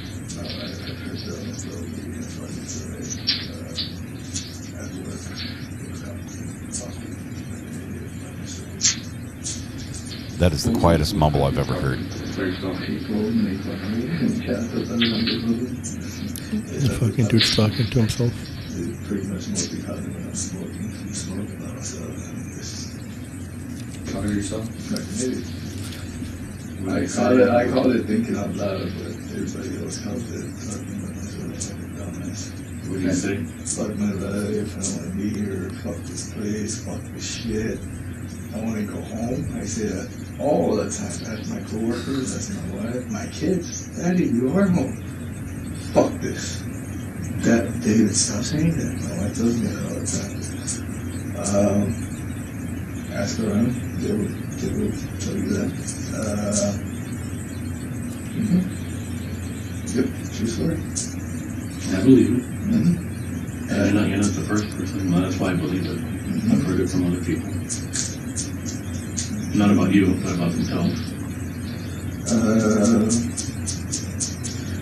A long time ago, when I was in Cthulhu, I was partnered up. I dozed off. I had fucking nightmares. Fucking embarrassing. But my partner, but I knew what the fuck, man. He was like screaming like a dumbass. I'm like, hey man, I'm sorry. Oh fucking shit.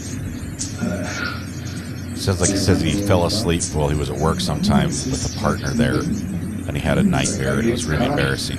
Between being asleep and being awake, I know, like, I get caught, like, in this place, and I'm like, so that I don't know.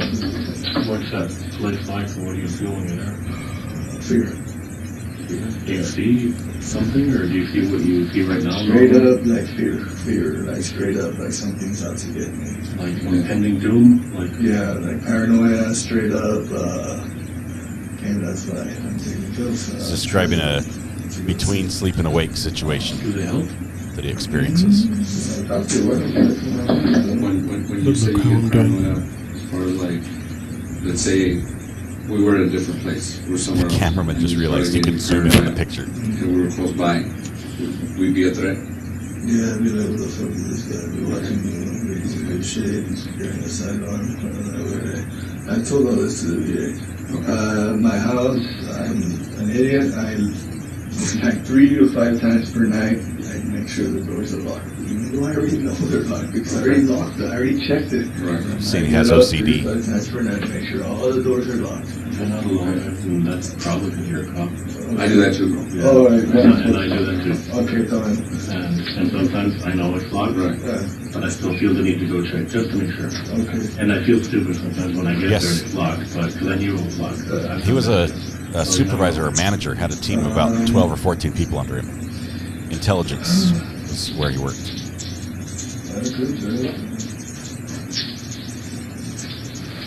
Could it have been that you felt threatened by these girls because you know they're streetwalkers?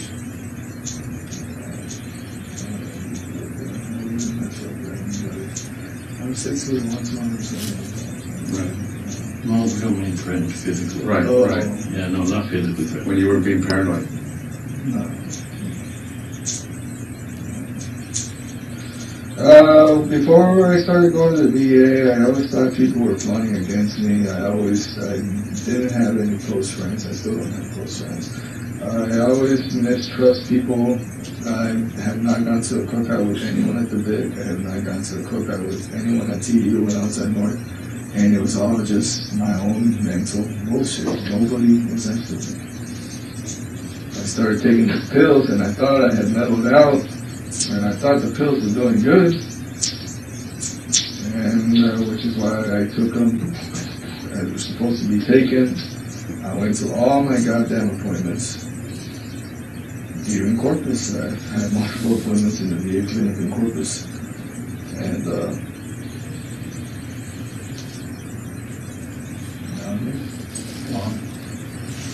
Yeah, obviously, you're not stupid and you're not dumb, right?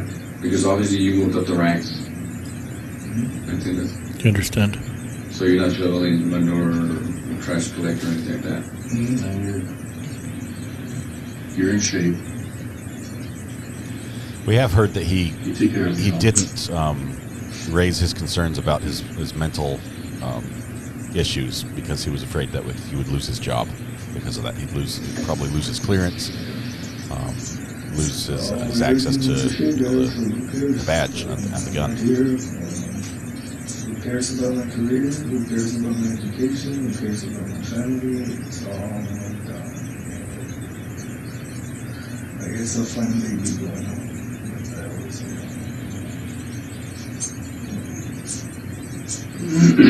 Sounds like he's talking about getting the death penalty. He says, I guess I'll finally be going home. So he's all over the news already, or not yet? No, we're the only ones here when we're talking about it right now. You got me. Yes, because the news is out already. Okay. That chick is... GPS had a fucking hour-long pursuit. I was in a big... I don't know how the fuck, but somehow that bitch knew what we were saying. Well, the same way you knew we were looking for you. Okay. You have friends all over the place. Alright. Well, the same way you surprised us, and Ortiz, you caught me by surprise. When I said, no te hagas, Don't pretend. Like, I'm like, no, I didn't know. And no, I didn't know anybody called you. Josh, this is going to be maximum life in prison. Death penalty's off the table. Yeah, I didn't expect that. Did you guys wake up the chief already? Yes, Joellen. More of a desk job. Although he's got experience. Look how I am. On the street. Well, you know you're there for a reason. So you guys haven't even told the BP? I don't believe that. We haven't. But someone else did. You know how BP works. Okay. What happens the first time you get a load or algo pasa? Or something happens. Everybody's there taking pictures, mandando emails. Send them. I'll be the first one to let the chief know. Gossip. That's not us. If you're asking if one of us called somebody and told you, no, our focus right now is us here, us three, you, and what happened. That's our focus. It's not, I don't.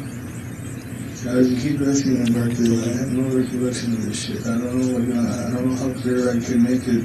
I black out, and my wife has always hated my drinking because I black out. And my tolerance for alcohol went down with these pills. And the medically prescribed We're not saying you do drugs. We're not. And we're not harping on you for taking pills because they prescribe them for a reason. Mm-hmm. We're not giving you a hard time about that. We're not judging you either. That's not our place. It's not my place. It's not his place. We're trying to get to what happened. We're trying to get to what happened to these people. And you know what? We're trying to get to what happened to you. What happened to you? Where did this start? They're removing the confronting material. And we get that. They're changing tactics here. When I started going to the VA and I started taking pills. That's where all this started? Before I went to the VA, I would take high blood pressure pills, chemotherapy, that don't do anything for you only. And I would take pre-diabetes medication. That was it. I went to the VA. I couldn't believe all And I the shit said fucking shit.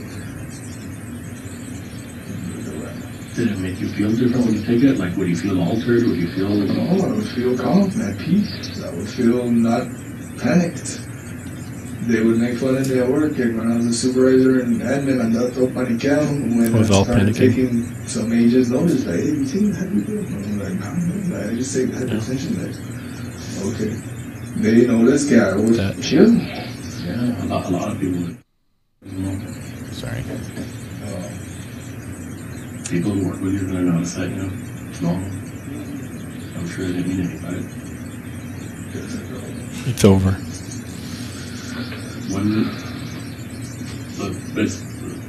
When did you start blasting that novel? How long have you been driving those roads? And I'm not talking about like yesterday or today earlier. Like, how long has it been going on? Weeks or months that you're cruising out there?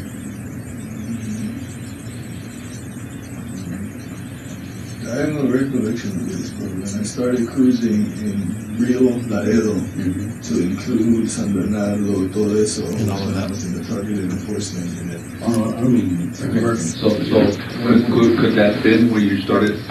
It's a reporter, Joellen. These people? The judge allows it. A lot of these people, and I'll tell you, because I know, because we've been talking to a lot of people, and a lot of these people were involved in ASO. Roxanne, that voice is a witness on the stand reading the official transcript of the translation of what Spanish is said on the I video. would remember them. I would remember their name, birthday, nationality, toda la cosa. And everything. No. Except when you black out. Like that. I mean, that we do know that they were involved in some ASO. We do know that.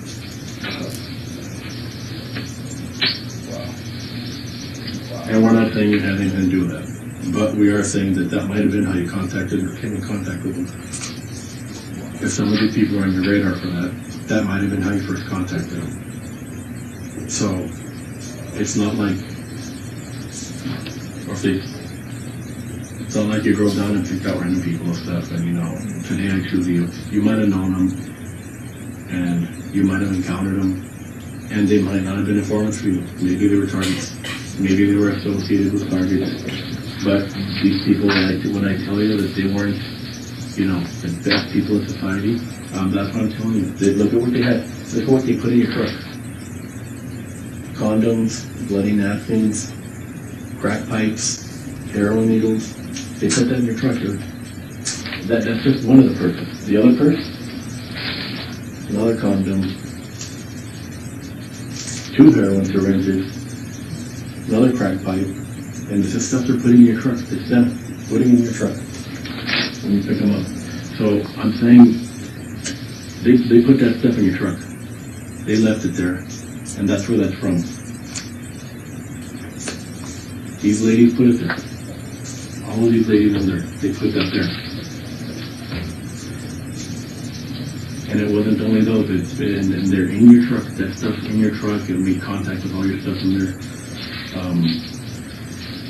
Now, like I'm telling you, I'm not saying you were investigating them. I'm not saying they were informants. I don't know. That's why I'm asking you. That's what we're trying to get to the bottom. How did you first come into contact with these people? I don't know. I'm not corrupted in my job, if that's what you're implying. Or wondering. I'm not corrupted. I was actually very, very, very good at my job. We're trying to understand how you came into contact with these people, knowing the position you're in, moving up the ranks. I don't know. I wish I could tell you, but I don't. I wish you could tell me too. Trust me. I really wish you could tell me how you came in contact with them. El, these are items like the said, victims left in his truck before he killed them. He was very sloppy. Look at me with these. I'm not saying you and you, what they were doing. I'm not saying you were doing it with them. I'm not implying that at all. I'm just saying, I'm saying you work in that field, and they work on the other end of that field. Maybe that's how you knew them. Or maybe that's how you came across them once. And they might not have been active when you started coming across them. They might have been, working from before, and they didn't do that anymore. But that's what we're trying to figure out. How did you first start getting in contact with some of these people? His defense is literally going for a technicality to get evidence thrown out so that the state can't prove all the elements of the charges. If you're just out there cruising, When I started cruising at work, through Laredo was when I was in TV. I was in an unmarked unit, and because I was the leader of that unit, I could go wherever the hell I wanted, and nobody was going to tell me anything. That's when I really started cruising all those ghetto-ass neighborhoods in San Bernardo, Lafayette, Santa Maria, Market, over in 83, Santa Fe, Santa Rita, todo eso. Before I was in TU, I knew nothing about Laredo. Nada de eso. Nothing And then I would just cruise, and then as soon as we started hitting houses, we kind of noticed a pattern. All these houses are located pretty much in the same general area. So that's when I was cruising, when I started cruising at work. But as far as this crap, you'll, like you said, you start noticing patterns. Crack house, they don't sell there, but they smoke there. That's where they stash aliens. Mm-hmm. They use that before the stash dope, but they don't stash dope right now, it's too hot. You pick up on stuff like that because that's your job, by the way. You asked me to pick out a, alien stash house. It's not what I do.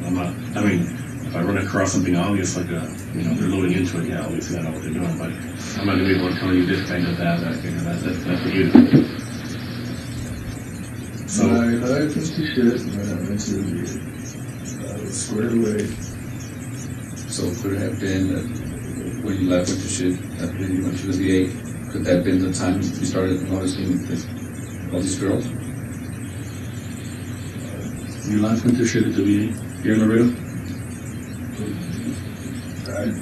Guys, I have nothing in my background like this. I've never done anything like what that. I don't know. Like, it was the VA fucked me up. So I mean, I hate to say it. You don't have to hate to say it. If it's what happened, it's what happened. I just can't believe how many pills I got put on like that. I literally was just trying to set up a primary doctor so I can get a physical. And holy cow. If it helps us understand, I get what you're saying. I mean, it helps me to understand what you're trying to get across. And I get it. You weren't after pills. That's not what you went there for. But that's what they gave you. So that's shit. Screensaver. Whoops. What? Oh, that's the end. Yeah, they did give him that option, saying, "Oh, you probably knew these things because you were researching for intelligence for your job." He did not bite at that, but he sort of did. But he said, "I didn't know anything about it until my work." But he learned about all the bad spots.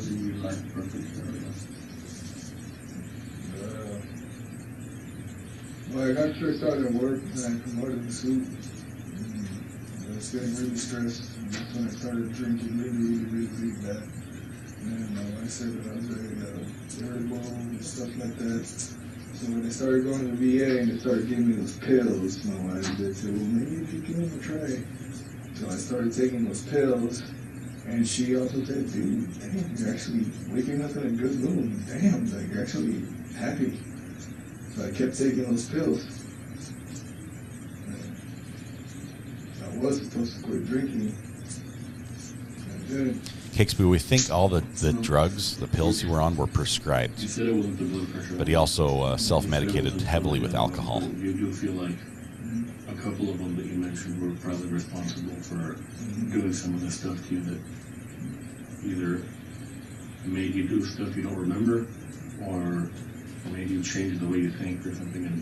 And which are those pills that you're? I would say it has to do with diboproix and diboproix, and the other one is paroxetine.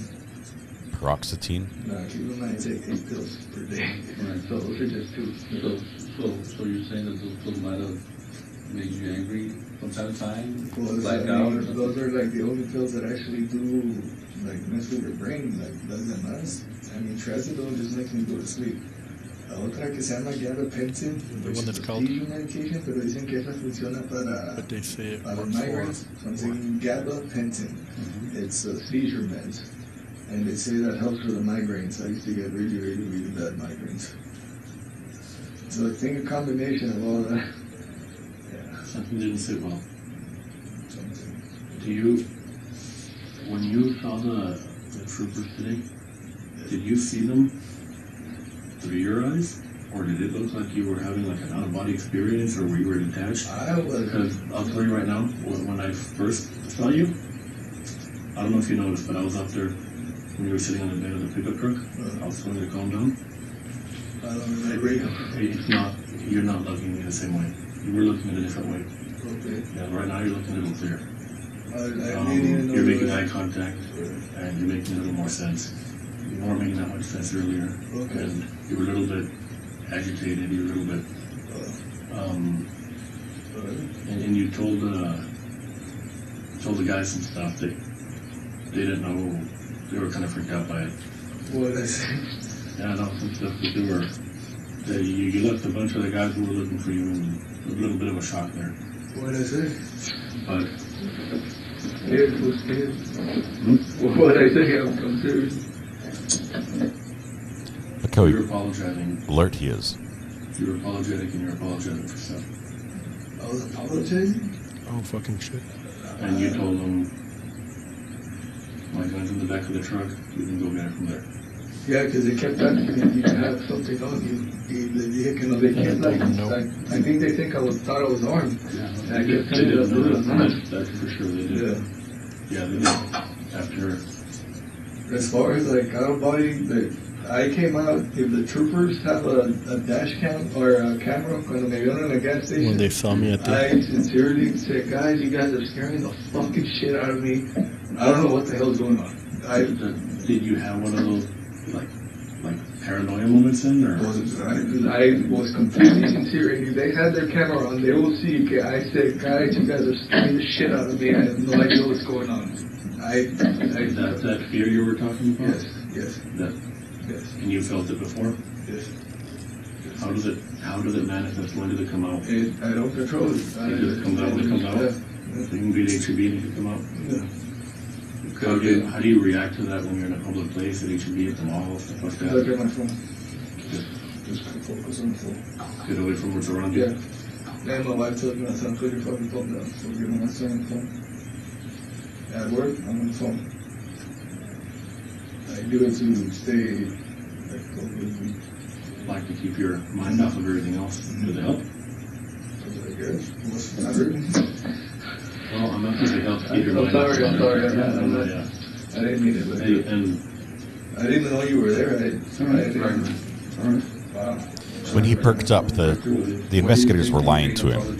They were trying to trap him and basically say, hey, when we first arrested you, you must have had one of these blackouts because you said things that were pretty weird, had us freaked out. And he recalls that. He didn't black out during that. And so he's like, what, really? What did I say? And he was just eye contact because he knows what happened there. You're not feeling too good. You're not feeling too good. That's why they made me go to those weekly meetings for like 3.5 months. And, locally here today? Yeah, it was the lady that came on teleconference. That it was through the... teledoc or something? Who else at the VA do you feel like the whole place just ruined you? They just misjudged you, ruined you, gave you what you didn't need? The one that really messed me up was Dr. Shankar. Still blaming the VA. Dr. Shankar. 7, I'm doing the best I can trying to make this bearable to get through. There may be some bits of gold in here that we want to hear, but it sure is painful between. Oh,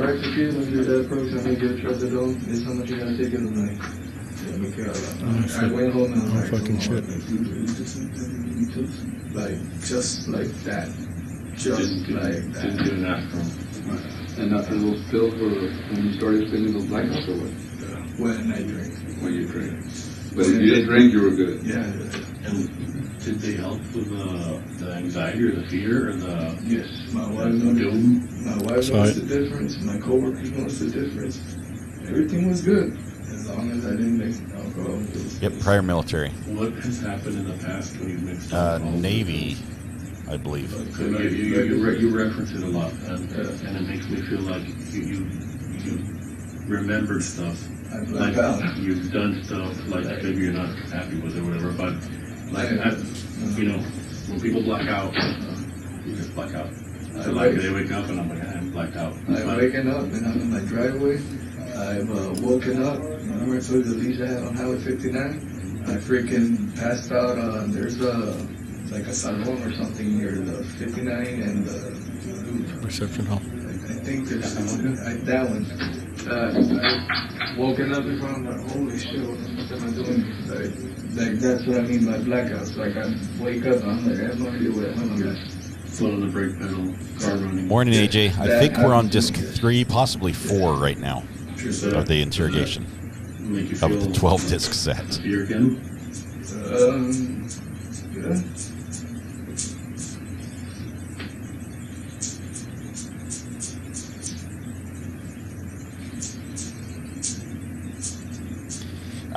I don't know what to believe here, Rich. he may have had PTSD that he just wasn't bringing up because he thought it would affect his job. But he says he didn't go to the VA for PTSD. He went to the VA just because he needed a physical, maybe like a routine physical or something. But in that process, they ended up putting him on a bunch of pills.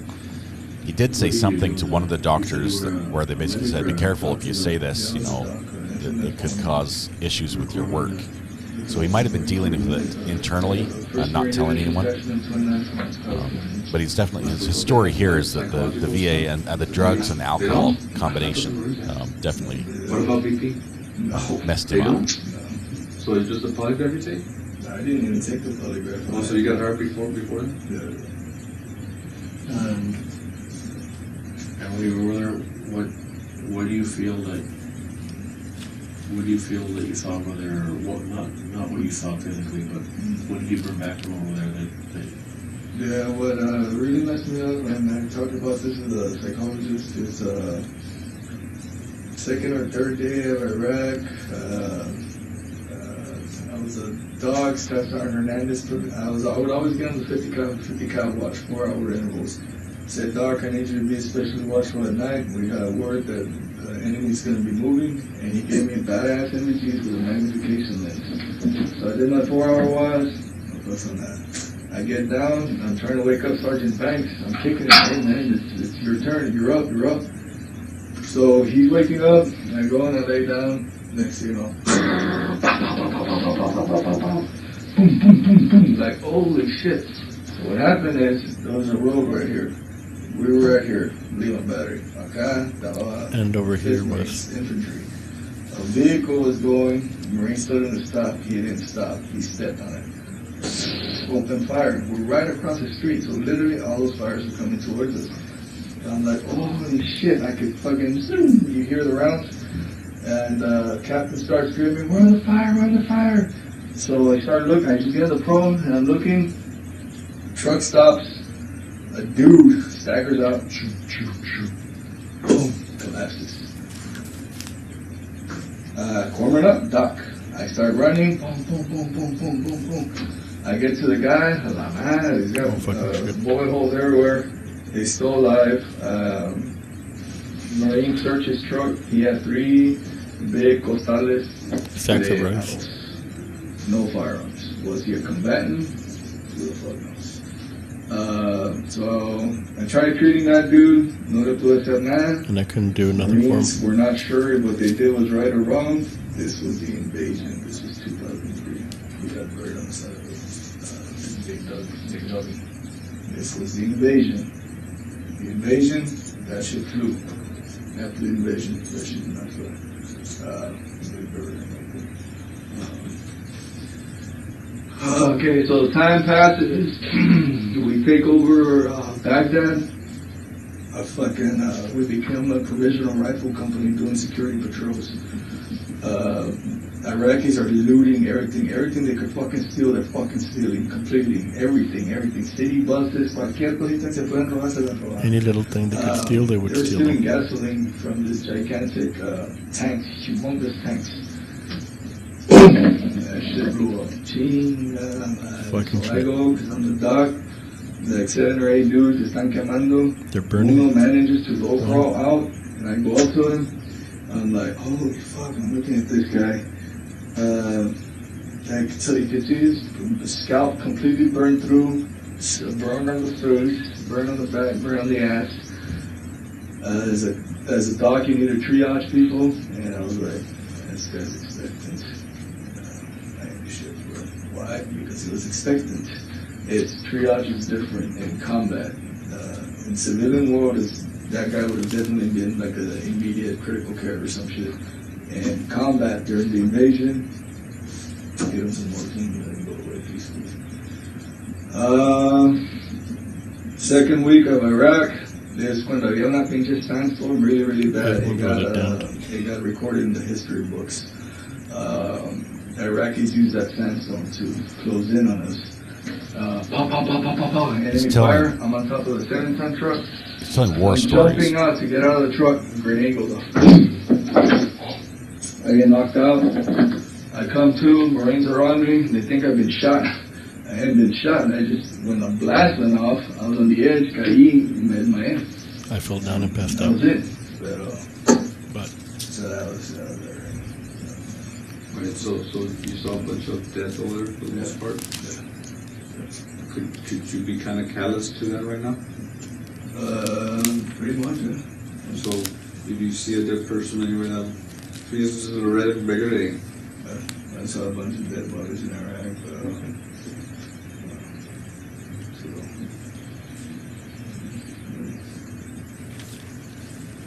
What about remorse? Do you feel remorse sometimes or no? or not.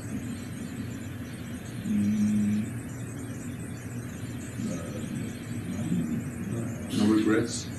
Regrets? The psychologist I was seeing thinks that I have remorse for that Iraqi, the first one that got shot up with a bag of rice. Okay. She said that's why I have my nightmares.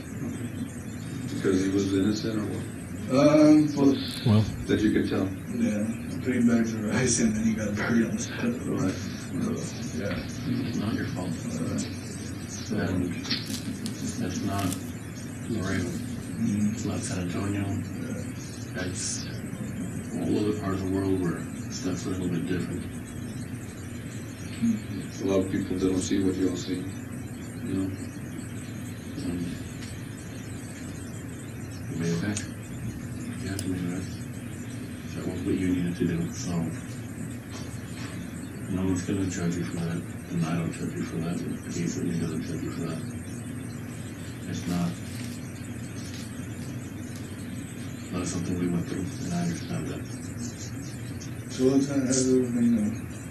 Well, that's why we're here, and that's why we keep talking. I'm a supervisor of the U.S. Border Patrol, and I was. These things, I know I'm not going to get out, so I'm not going to be put in a cell with a bunch of other people. I'm not going to be by myself, or... You're right now, you're at the substation on Highway 59. You're not at the jail. I know I'm not going to stay here. That's why we just put me somewhere else. When was the last time you felt, when was the last time you told somebody that you were sorry about something? happening.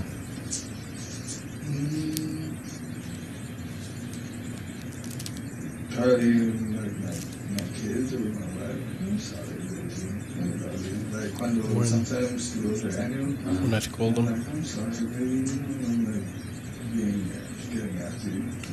Is it because of your issues with medication and all that, or is it just because shit happens? No, I think it's genuine. Okay. Can you give me an example of the last time you apologized for what something happened? Well, my daughter was making a lot of noise, and I just went, whatever. That's all I got to do. And immediately she just starts pouring and crying and crying. So then I go get her. I'm sorry, baby. So that's how I say sorry, I guess. It's okay to be that way, you know that, right? Would you like to apologize to the lady that happened today? 80s man, I think you're at the peak of your career right now. Keep up the good work. I thought you were a friend. You might not have seen her as a friend. You might not have seen her as anything, but she thought you were good to go. She thought you were alright. She certainly didn't expect that. Why wouldn't you want to apologize to her? Out of curiosity. She's trustworthy.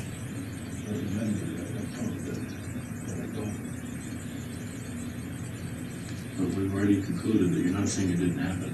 You're saying you don't remember. There's a difference. And we're telling you what this. I'm telling you this. It's not a conspiracy. We're not messing with you. I don't know anything about what supervisors called you and who called you and at what time they. No confession yet. We've just heard some war stories. A lot of blaming of the VA, drinking, medicine, blackouts. and talked to some of my coworkers. They weren't. You're saying there a lot of Marines and my coworkers are showing concern. On Facebook, they are. They're putting stuff on Facebook. Then that's probably why they were calling me. They weren't like calling me to alert me or anything like that. Good. He defends his wife and he defends his coworkers. We understand what you're saying about that too now. Yeah. So they weren't doing anything bad. Okay. So those agents don't get in trouble. So, okay, then we go back to why were they calling, worried about you? Because I was ready to get checked out. I was ready. Did you tell them that? I don't think I told anyone. No. So how would they know? Well, you guys said I posted it on Facebook. You started saying bye to people. You started. Right. So they're my friends. They probably saw it. You don't remember doing that? No. You don't remember? I remember calling my wife. Okay. I don't remember Facebook. You don't remember? You remember what you told your wife? That prompted her to stop what she was doing. I told your kids in San Antonio to drive down here. I told my wife. I said, "Baby, I love you a lot. I want you to stay in stay in San Antonio. Don't come back to Laredo. Laredo is not a good place. I want you to stay over there, and I want you to have a really good life." And she's like, "David, where are you?" I was like, "I don't know where I'm at." And she's like, "What happened?" I'm like, "I don't know." And she's all like, "Did you get arrested?" Like, "No." And then she's like, "Did you get a DWI?" Like, "No." She's like, "What's going on here?" Like, and then I don't know. And then I remember she was calling me and I asked her and I said, "Babe, please, Not guilty. do it for the kids. Kicksboo. That's That's why we're here at trial. And she told me that she was coming with my suegro. I mean, with her dad. And I was, no. Yeah. That's it. But why would you tell her not to come back to Laredo? Okay, I was laying down in the bed of a pickup truck because I could hear the deputies coming out. If I had my gun, I would have shot myself right there. I fucking did not have my gun, which is kind of weird because I'm usually always carrying.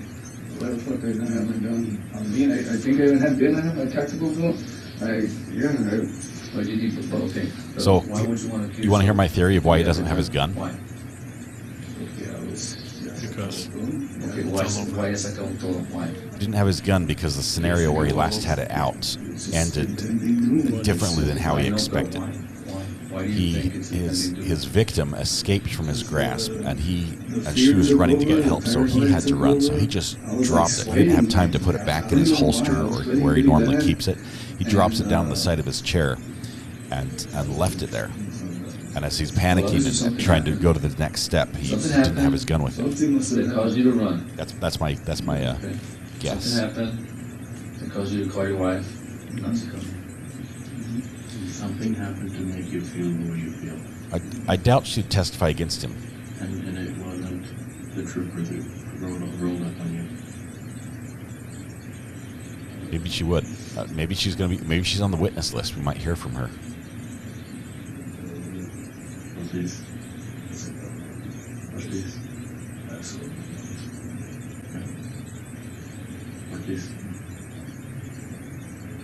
Yeah, I'm gonna be put in a cell. I'm not with some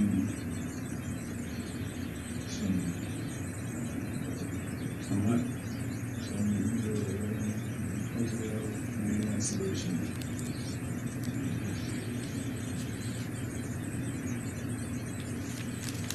I've got the audio cranked so high. If one of these guys moves their chair, we're all going to go deaf. Are you going to hurt other people if we put you in a cell? Are you going to hurt yourself?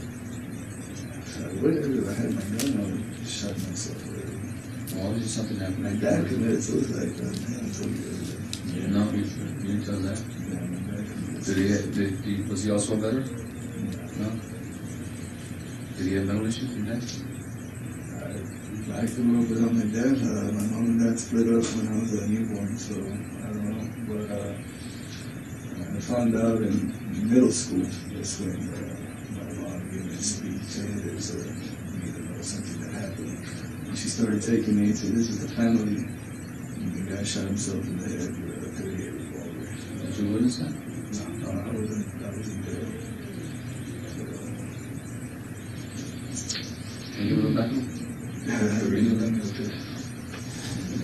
If Steven had a husband, he would testify too. Oh, sorry. Told you, if they move their chair, we're going deaf, and that just happened.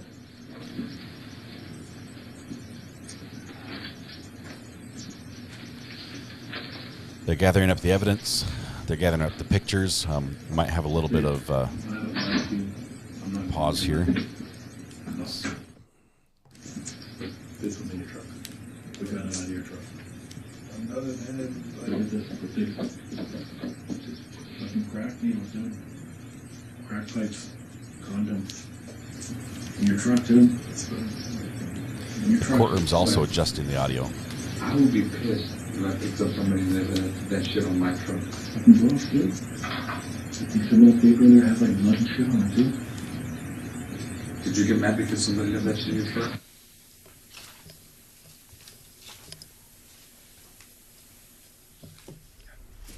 Does that conclude disc 3? Yes, sir. That concludes disc 3. Okay, we're gonna move to disc 4 now.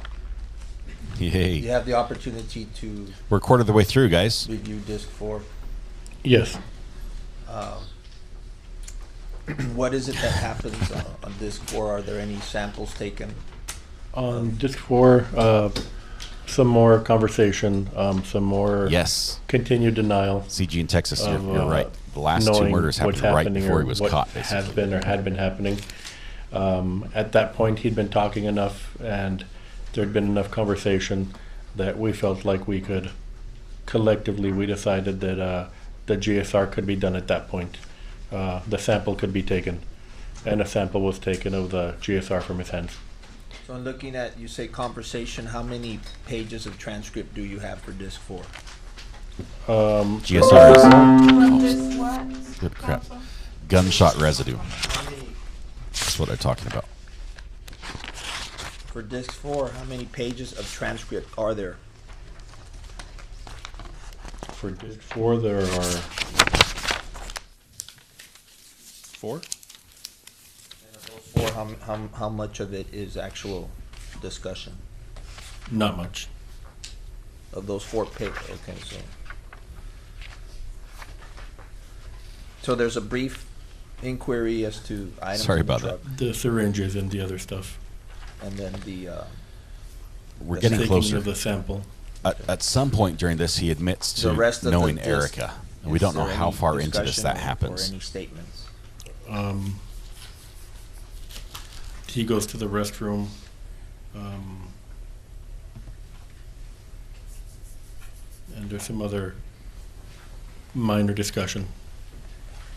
Okay, go ahead and play it. Permission to publish, Your Honor. They, Go ahead. He's like, wait. Jury. Are we going to play? Are we going ahead? Oh, my goodness. Okay. Here we are on the next video. We're now on disc 4, right? 4 of 12. Each one of these is roughly about an hour to an hour and 15 minutes. Some of them have to be shorter because we think it's only 9 or 10 hours of total interrogation. They've made very little progress in that video. Very little. As far as getting him to confess or admit to something or get new information out of him. Other than we heard some war stories. And it seems like most of the war stories were like things that happened around him. He's like, he saw a guy that after he got shot that may have been innocent in Iraq. He fell off a truck or something when there was a grenade blast, but he wasn't hit by any of the shrapnel. But he did lose consciousness. So it's definitely something that could cause PTSD. But as several of you have pointed out, he doesn't seem to have the behaviors. I mean, he's hitting the table type thing, making the bam bam bam noises. He's not triggered by a lot of the things that people with PTSD might typically be triggered by, like that. The Windows noise definitely triggers me, which is why I have a Mac. I would have his confession in the first disc. He'd give me a room with no camera, an old school phone book, and I'd get medieval on him. They didn't do that. They went more traditional method. So we'd have a lot of discs. Michelle says, do we in chat need to send you a dozen headsets for Christmas? This one is still working, but occasionally those loud sounds make me almost go deaf. It's rough. I apologize if you guys are having the similar experience. Please insert disc 4 to continue playing Interrogation Marathon 22-23, right? It goes for forever.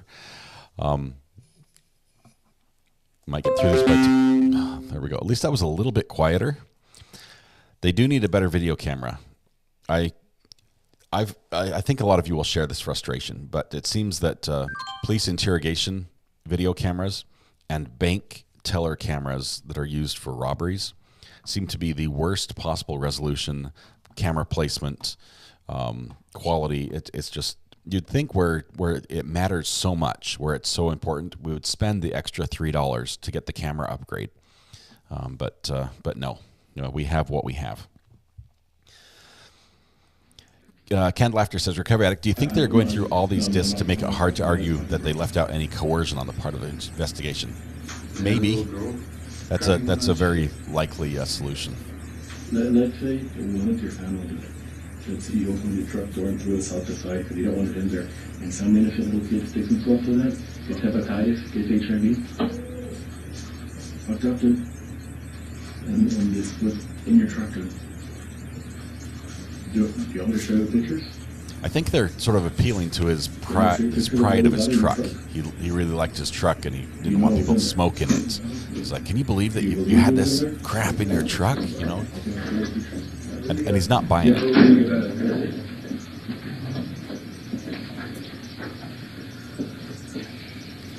If I can find a video of paint drying, just to keep it more entertaining, I will. TW, I'll put it up in a split screen.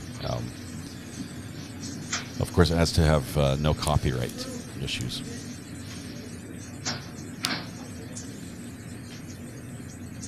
Right. The HDMI cable, luckily, is reusable.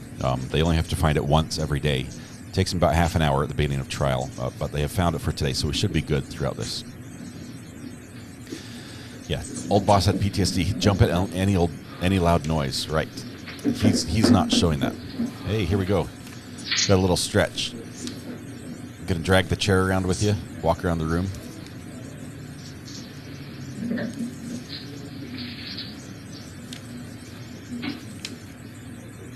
I think the 2 bottles of water are getting to him. He's probably going to ask for a bathroom break here really quick. Why is nothing going on? And you and me both, I don't know. This was the world's longest interrogation. Clearly it's coercion.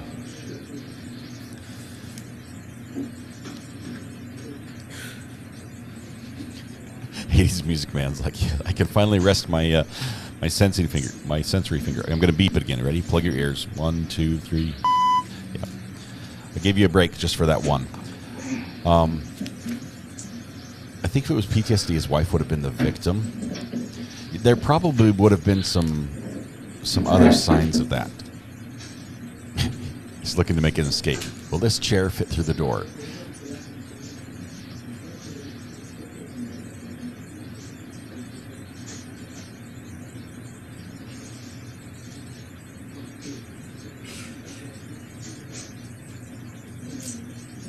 Here comes somebody.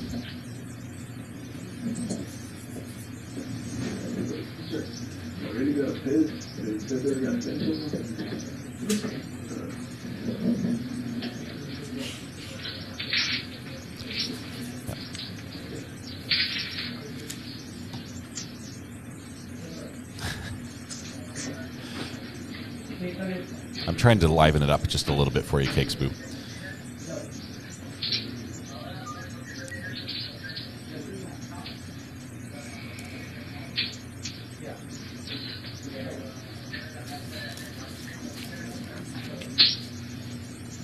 I think in this case, I mean, sometimes in an interrogation it can be helpful to not have the recording device prominently displayed. just because people get nervous, and when the camera's on, they don't want to be on camera. A lot of people, like when you hold up a camera to take a picture, a lot of people are like, oh, I don't like how I look on cameras, things like that.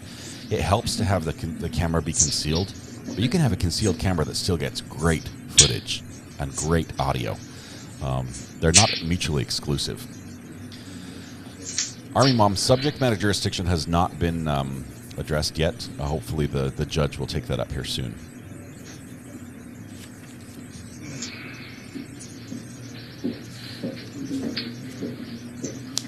Had to shave my beard for work. It took me like 2 years to grow it out. AJ went for donuts, got the maple bar. Did you get the maple bar with bacon bits? That's what I'm curious about. I like them both ways, by the way.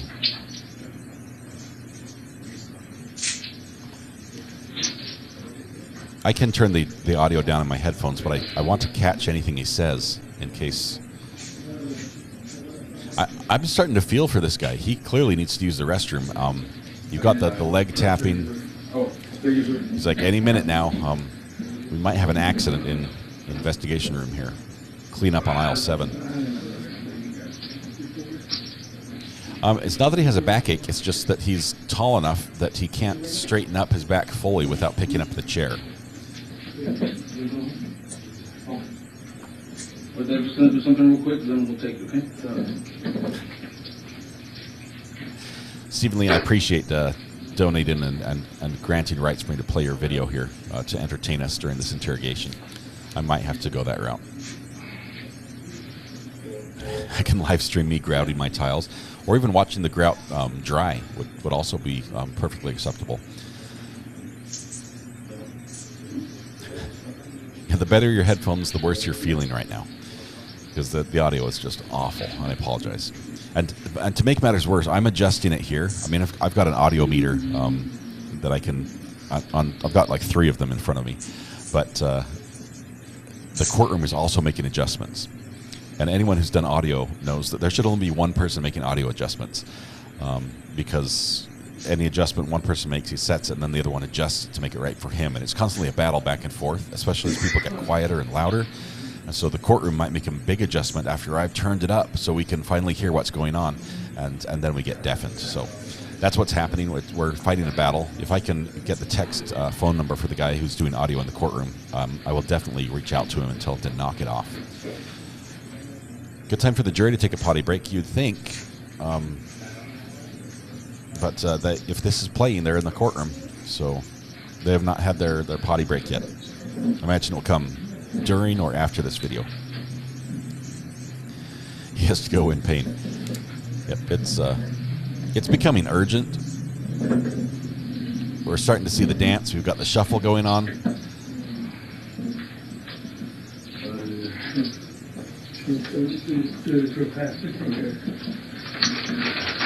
Okay, so this is important.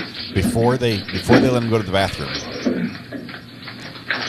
they're going to do a GSR, a gunshot residue swab, because if he went to the bathroom, he could wash his hands and remove a lot of this residue. Now, he's already gone to the bathroom once, but I believe they had an officer with him right then, and he probably didn't wash his hands, which is pretty disgusting because he then ate a bag full of chips. But he would kill for a urinal right now. He did kill for a urinal. Let's see how thorough this swab is here.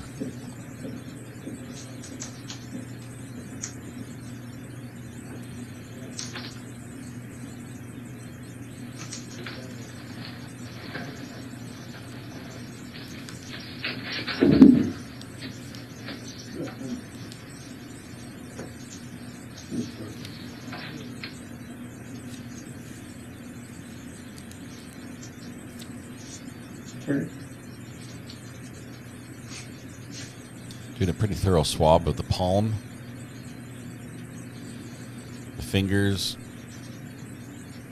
They've got around the thumb on the back side as well, where it wraps around the grip on the other side of the gun, as well as the back of the hand across the knuckles.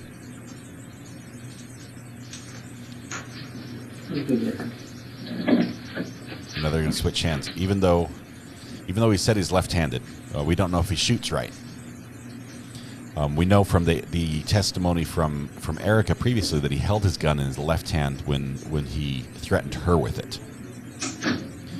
So if there are results that come back with positive from gunshot residue, we'd anticipate it would be on the left hand.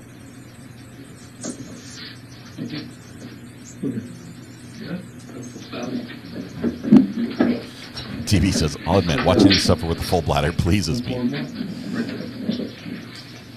Well, that's about to end. They're about to let him out just briefly.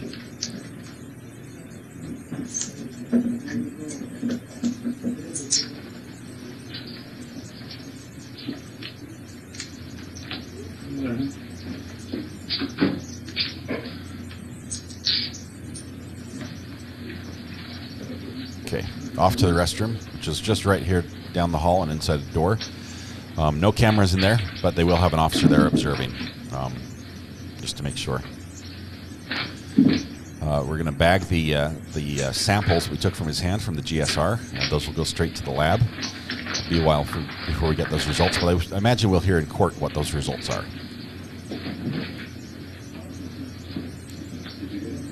Yeah, he drank several tallies. He really needs to go. His bladder is killing him.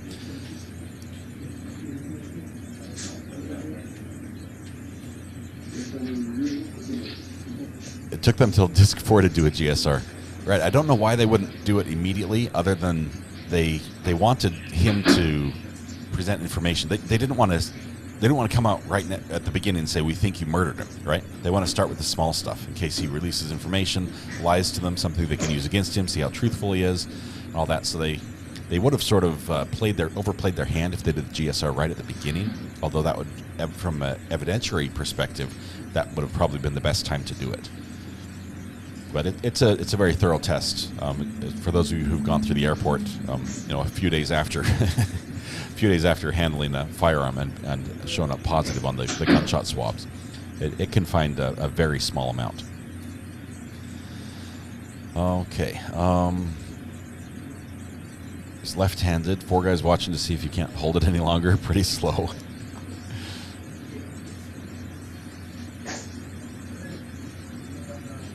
Ed says, recovery addict, did he agree to this, or was it court ordered that quick? Which one? I'm behind on the chat, so what was that about? Let me know, I'll answer your question. AJ says, hey, recovery addict, you got CC now. Closed caption came in. Cool, when did that happen? AJ, that was today. I put the latency of the stream on the slowest possible setting, which gives YouTube, the server, time to auto close caption. We found that was particularly useful when there's a lot of mumbling and low audio levels in this recording. So just for today, we've done that. Or we'll probably have to do it just for today and tomorrow and the next day until we're done with these videos. And then I'll turn the latency back to very short. That allows us to interact a little bit better. But all for your benefit, AJ. Thanks for noticing. MB says, I'm right-handed, but I shoot left. That's very common. They are going to find some Dorito residues. Not on the fingers. He licked those quite thoroughly. Late husband was right-handed, but shot with both hands. I can shoot with both as well. I am better with one than the other. I use both hands when I shoot, says Stephen Lee. It's all about the size of the gun, right? Some guns you just can't shoot one-handed.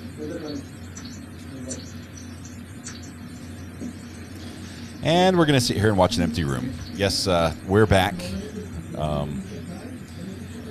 There's the interrogators are probably discussing how to proceed next. They're comparing information from what they've got from Erica. They may be following up on something he told them. There's a lot of work going behind the scenes. This isn't just them sitting around resting and saying, okay, what should we do next? Well, let's rest for a while and see what happens. This is hard work. This is planned. This is coordinated. There are a lot of pieces to this puzzle moving behind the scenes.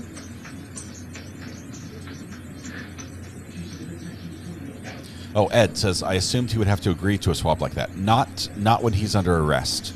When he's under arrest, himself and his immediate surroundings are subject to search. That's legal to search. They would need a court order if he wasn't under arrest or if he didn't give consent. But when he's arrested like this, he's clearly in custody. they're authorized to do that, I believe. Matthew could set me straight if I'm wrong, but that's my understanding.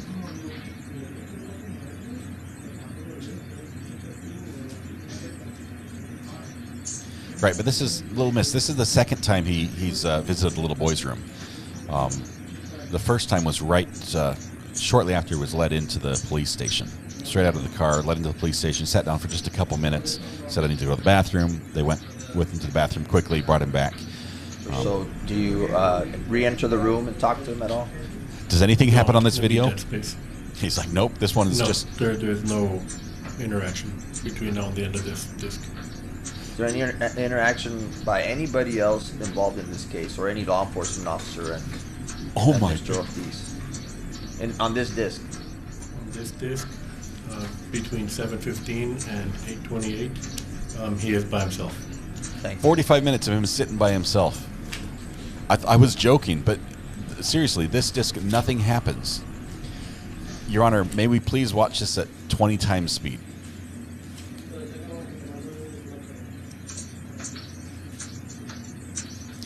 So the gentleman here, that's the person who was just being questioned by the prosecution. He is in charge of evidence, right? He's the one who's authenticated this evidence,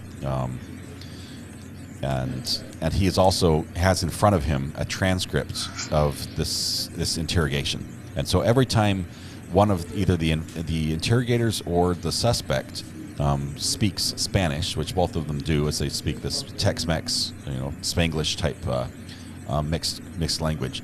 He has to be following along in the transcript, and he reads into the microphone the English translation just as it happens. He just sort of blurts it out. So that soothing voice that constantly drops the F-bomb is the witness on the stand. It's not me, I promise. So we just heard the witness testify after the prosecution asked that nothing happens on this video. It's just 45 minutes long. So we've got the judge up there. I don't know what he's doing. I think he's playing solitaire, maybe Candy Crush on his phone, a Minesweeper, something like that. He used both hands when I ate Doritos.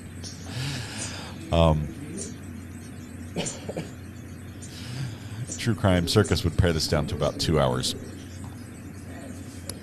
I don't know why they haven't said, can we fast forward this? If they were Cool Ranch Doritos, I'd lick the crumbs off the table, and you'd open the bag and suck out any possible crumb that's in the crevice of the bag as well. I'm with you, Steven. Those are some good chips. Will there be another water delivery? Will anyone throw out the empty Doritos bag? Will he take another siesta? Find out on the next episode of Never Ending Video. Dun dun dun. I never understand why people don't lawyer up. That's the first thing I would do. Abby says, call Recovery Addict's burner phone. She drops the number. You are welcome to do that. I will say right now, I'm using the burner phone to bring in the Law and Crime feed just for my personal reference in the background. We're not using Law and Crime's feed here, but I am monitoring that as well in case something weird happens. This is disc 4. Nothing happens, and it's 45 minutes of nothing happening. Yeah, what? This is bizarre. So what do you want to do? You guys want to play a game? Should we play a game? Who's got a deck of cards or something? Let's see. I'm behind on chat, so let me catch up on that first. They may have waited for a warrant to ensure they had all the bases covered. Little Miss, they might have done that. They may have had a warrant. They didn't tell him they had a warrant, and they might have asked him if it was okay. I wasn't paying that close of attention, but if he gave permission, the warrant's not relevant. Time is currently being served by all of us. Apparently, this is a life sentence without parole. Go to disc 5. We do not see 45 minutes of him groaning and people walking up and down the hallway. If I was on the jury, I'd be asking for a bathroom break, or at least start snoring quietly so get the judge's attention. 80s Music Man, who is providing the censor, that's the censors for the cuss words, says, "Don't speed it up. I'm enjoying my short vacation." Franco Cordano, first time I've seen you here today. Welcome, says, "The subtitles when you speak are coming up before you even say the sentence, and it's freaking me out." Haha. Anyone else getting that? Franco, I'm subliminally connected to the YouTube server. This cable is not for the headphones. This connects directly to the cerebral cortex. Yeah, YouTube is smart like that. What about the girl's DNA on his hand? Laura CP, I don't think he had DNA on his hand. We do have blood on his boots that I'm sure will be tested.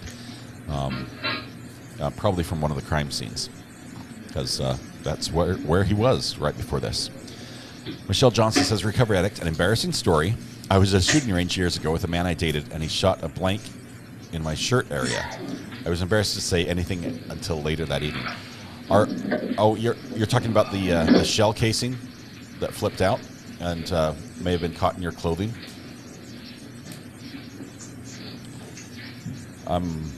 Did he know? Because those are hot. Just for the record, those who when you're firing a semi-automatic pistol or rifle, the gun action fires as you pull the trigger. The firing pin hits the back of the cartridge. Okay, it sets off a chain reaction. The primer explodes, which causes the main powder load to explode, which forces the projectile out the end of the barrel.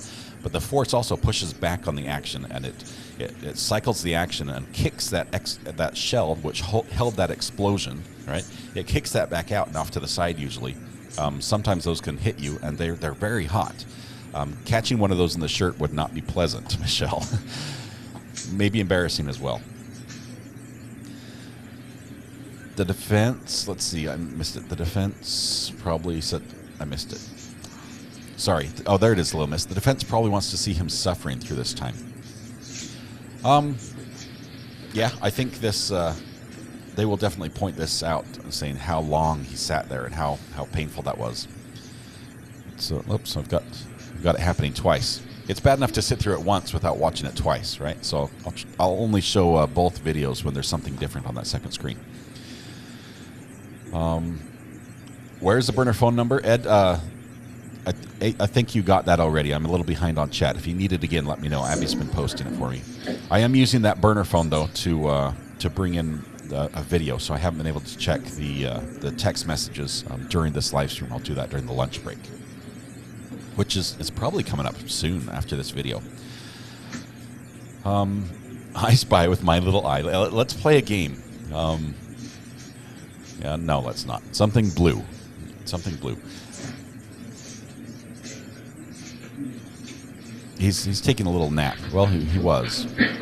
Suzanne, law enforcement, they showed up with the ambulance. Only one officer recognized I had PTSD and told me he couldn't leave me yet. I asked why. He said, I know what you'll do.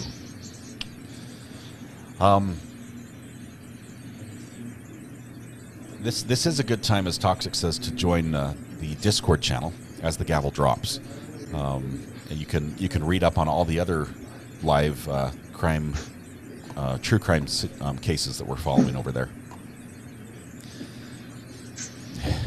If he didn't wash his hands, he's eating peen potatoes. He's eating potatoes, not Doritos. It's a mix.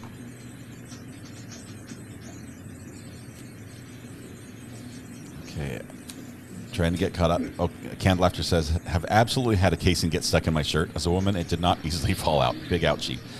They're hot. They cool down fast, but the damage is already done. It burned on contact. Ed has a life lesson for everybody if you're into that. Great advice.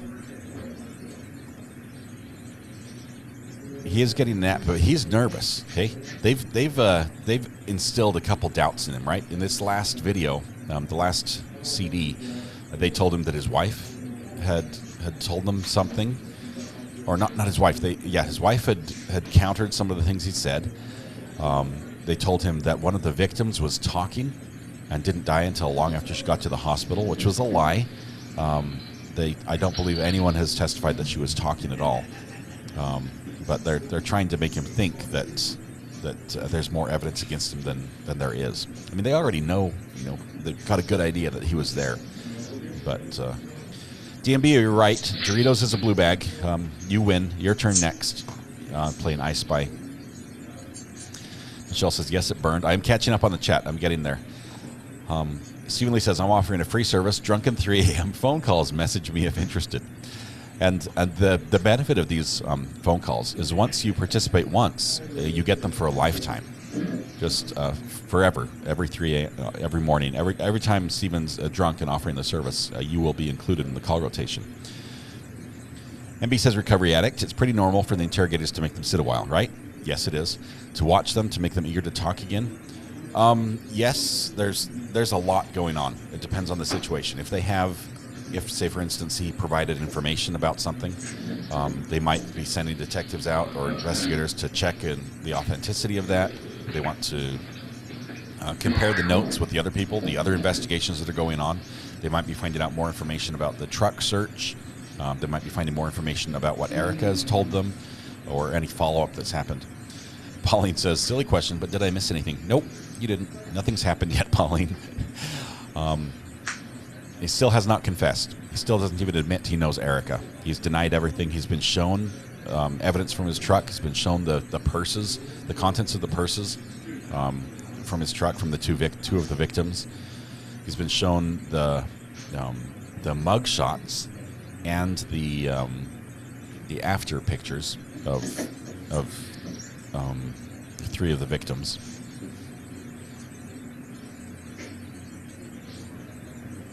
Okay, we've got some changing up here. Okay, he doesn't like watching himself sleep, apparently. That's not as interesting.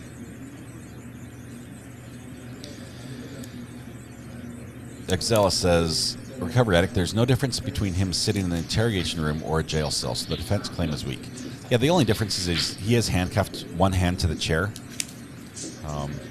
But the door's open. They've never locked him in the door, locked him in the room with nothing. So if he needed something, he could say, hey, there's an officer staged right outside the door.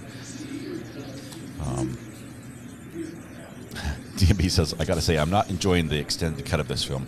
Well, DMB, you shouldn't have purchased the director's cut version. You should have waited till it came out on the mass release and got the edited down version.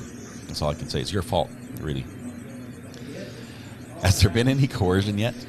Not that I've seen, Pauline, unless this 45 minutes of wait counts.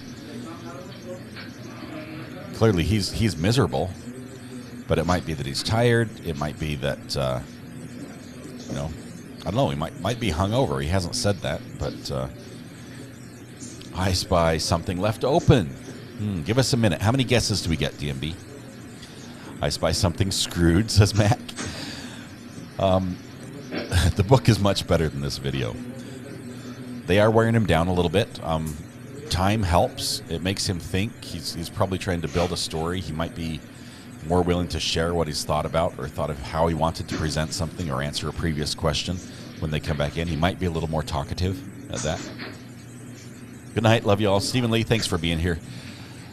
If you're leaving, we'll look forward to your phone call on the burner phone at 3 a.m.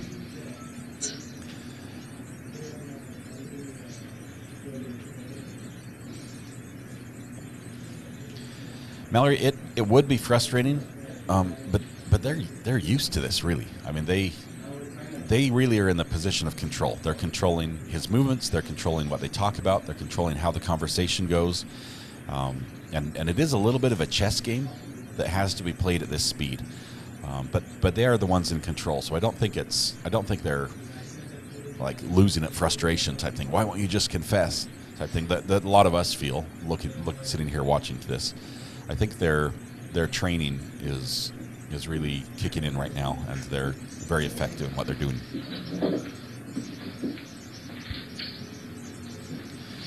This is crazy, actually knowing nothing's going to happen within the next 30 to 45 minutes and still having to watch this. It's a shame and a waste of money. Yeah. This, I think, I'm not sure who said it earlier, but it's ringing more and more true to me that showing every bit of the interrogation will really weaken the defense's argument that there was any coercion. And that's what they might be doing. They've been very thorough on everything else they think that the defense will attack. Why did he not ask for a lawyer? You know he's got that right. He was read his rights. He's familiar enough with law enforcement that he understands that that's something available to him just on his own without being read the rights. Reminds me of some Andy Warhol movies. 80s Music Man says, I'm going to have you in the background. I'm playing some PlayStation to use my break time. What game are you playing? And can you live stream it so we can watch 80s Music Man? Because literally, if you can live stream your game and give me permission, I could take the feed and we could watch it. Lindsay says, I just absentmindedly tried to fast forward the video. Or at least go down and try to watch it in 2x speed or something. No, I apologize. This is unfortunately the painfully slow process of justice.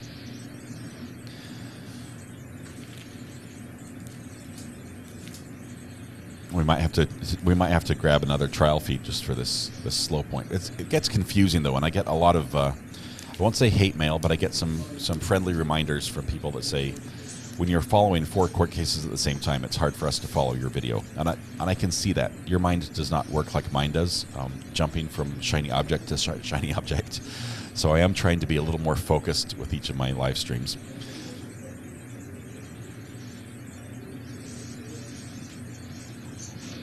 Roxanne says, great news. My sister is getting stronger every day. She just used the restroom by herself. First time in 4 months she has Down syndrome. That is awesome, Roxanne. Good to hear she's doing better. Defendant is no Jodi Arias. Seriously, where are the entertaining antics? Where's the handstands, the acrobatics? Let's at least get some stretching in, a little bit of yoga time, something like that we can enjoy watching. Yeah, what's behind the other door? Maybe we should play a guessing game there.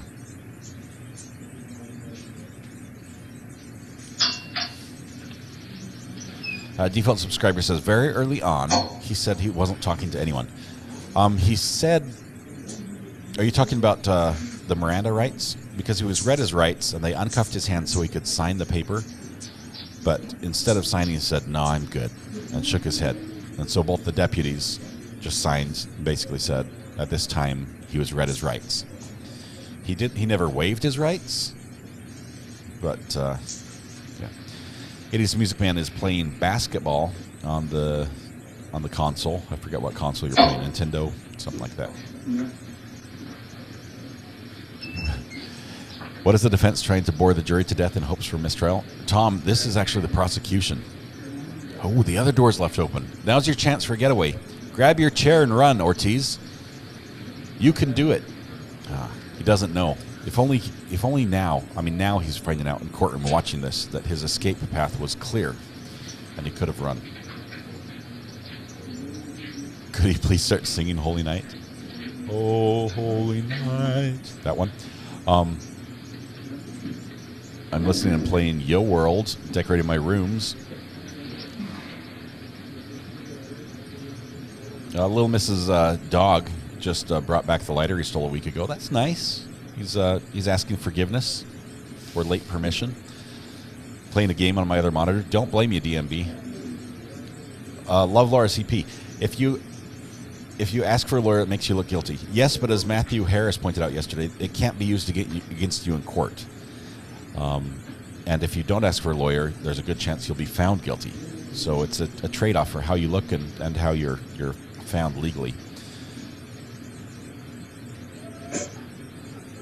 PlayStation 5 system of choice that you're playing on. Okay, got it. I never got into the PlayStation, although I do have a PlayStation controller that I use with my Apple TV and my iPads and stuff. Come on, take the chair and run. Go on, take the money and run. I think that's what you were getting at. But the chair works for Ortiz here. I put Christmas music on and put my tree up. I know Scott, recovery addict, will get his excited voice if this guy breaks coffee cup. Break now. Yeah. Why are all those guys pouring out of the other door? They were all stacked up in there just waiting. I don't know what it was. The lights are off in there. I think it's probably another... No, I don't see a doorknob on the outside. So like this interrogation room has a doorknob on the inside and the outside. The other one has like a maybe just a key lock only, maybe a doorknob on the inside. So it might be a secure room that you need access in. So I don't know what's in there. Ashley's trying to light a fire, hopefully safely. AJ wants us to wait into another trial. Any thoughts on the OnlyFans murder case? Where she accidentally stabbed him to death in the shoulder, right? It was a good throw. That was a very good throw. I think the ME had talked in one of the hearings already about the wound to the shoulder, the knife wound, and how deep it was, and that it would basically, you'd have to be a professional knife thrower to get that sort of accuracy and damage. I think it'll be interesting. I think obviously it's going to have a huge interest publicly because of the OnlyFans connection, and just the fact that basically all the video footage, all the pictures, everything is her wearing next to nothing, and so it's going to have a high public interest for that reason. But I don't think she's getting away with it. I think that we'll see a conviction in that one. I don't think she's going to be let out on bond, right? Is that the decision they're doing right now? The next hearing to see if she gets a bond, because I think she has the money and the means and a risk of running. Pretty voice, recovery addict. My voice, I sang so much Christmas caroling last night that there's not much voice left today. But thank you. Come on, baby, light my fire. Could they purposefully be leaving the door open to humiliate him more with all the other LEOs walking by and taking peeks at him? Yeah. Oh, wait. He stood up. I wasn't watching. What happened here?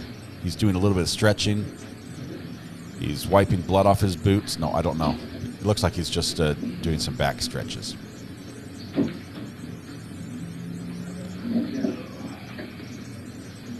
Do we know if he's wearing his boots?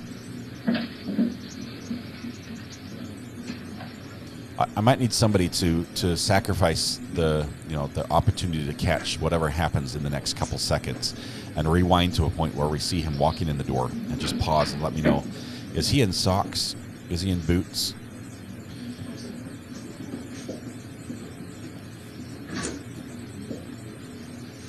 Somebody, if you can take one for the team and do that, that would be great. Billy Mack is a detective down in Texas. He knows exactly what the facts is. Steve Miller Band, right? The other room must be for the donuts. Yeah, everyone's going in and getting donuts. And he's sitting there looking at them. He's got a bag of empty Doritos on the desk. And that's it.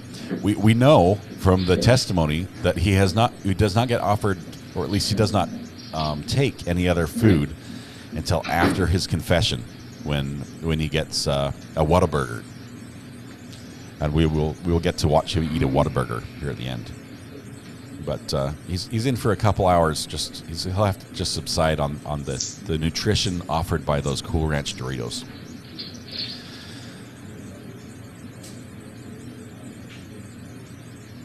He should be allowed to build boxes to build his fort. He's testing the chair restraint. Doritos are making his belly ache. No, I think he's accustomed to Doritos in the belly. I mean, he's not fat, right? But he's also not fit. He's described himself as fat.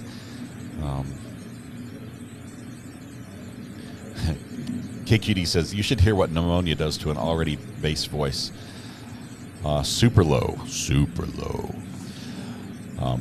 I can only imagine.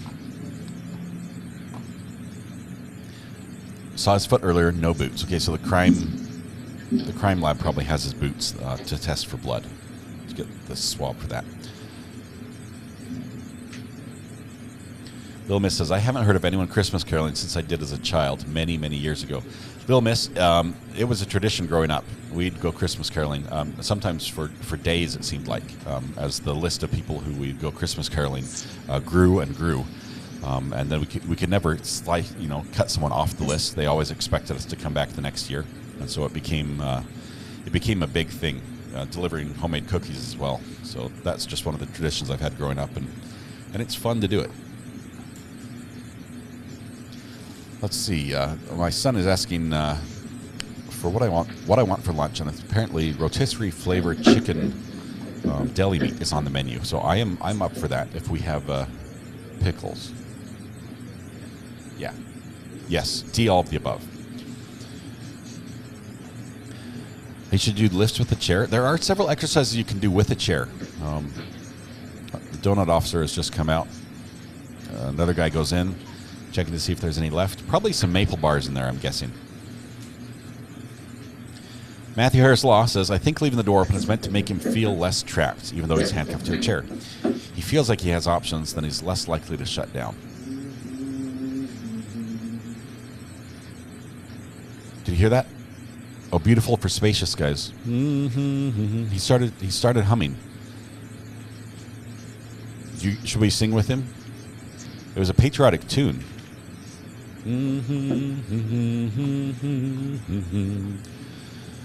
For amber waves of grain. Yeah, he's not going to see amber waves of grain or spacious skies anytime soon. Matthew, did you go to trial? Did you run out the door and do real work instead of staying here as we had instructed you? Did you win? Yes, that's the important part. Did you win whatever hearing or case you were involved with? Swiss and provolone. I'm placing my order. My kids are amazing. One of them's making me a sandwich right now for lunch. And I'm going to eat it in front of Mr. Ortiz, but he can't see me, obviously.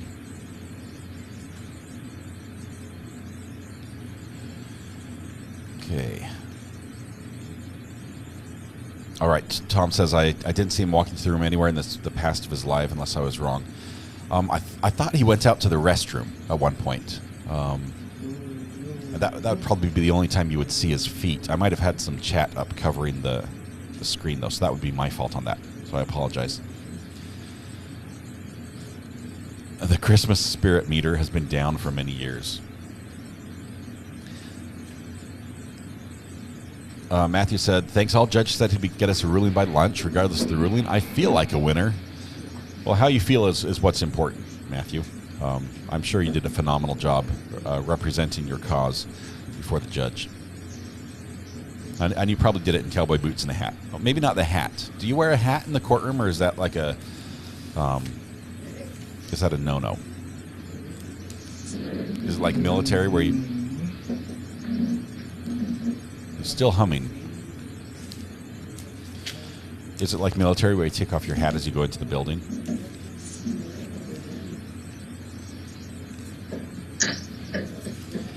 It probably does help to keep an eye on him. They don't have a window, even one-way glass on the door on this one. Officer Donut there is doing his job, really patrolling that room, making sure no one takes more than one donut. And so far, it looks like that's been the case.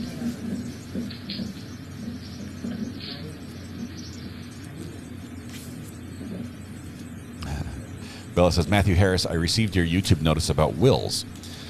This one was on my list for years. Can you do other states beside Texas? I don't have millions of dollars.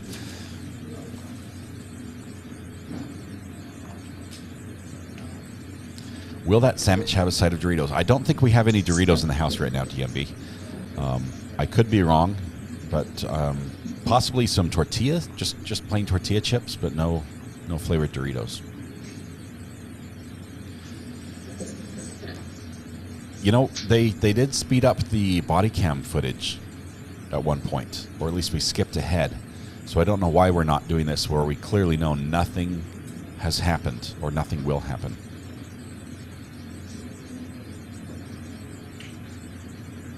Thanksgiving lasagna tonight. Turkey's almost gone. Ate enough turkey salad to last a lifetime. I had some chicken salad sandwich on a croissant yesterday.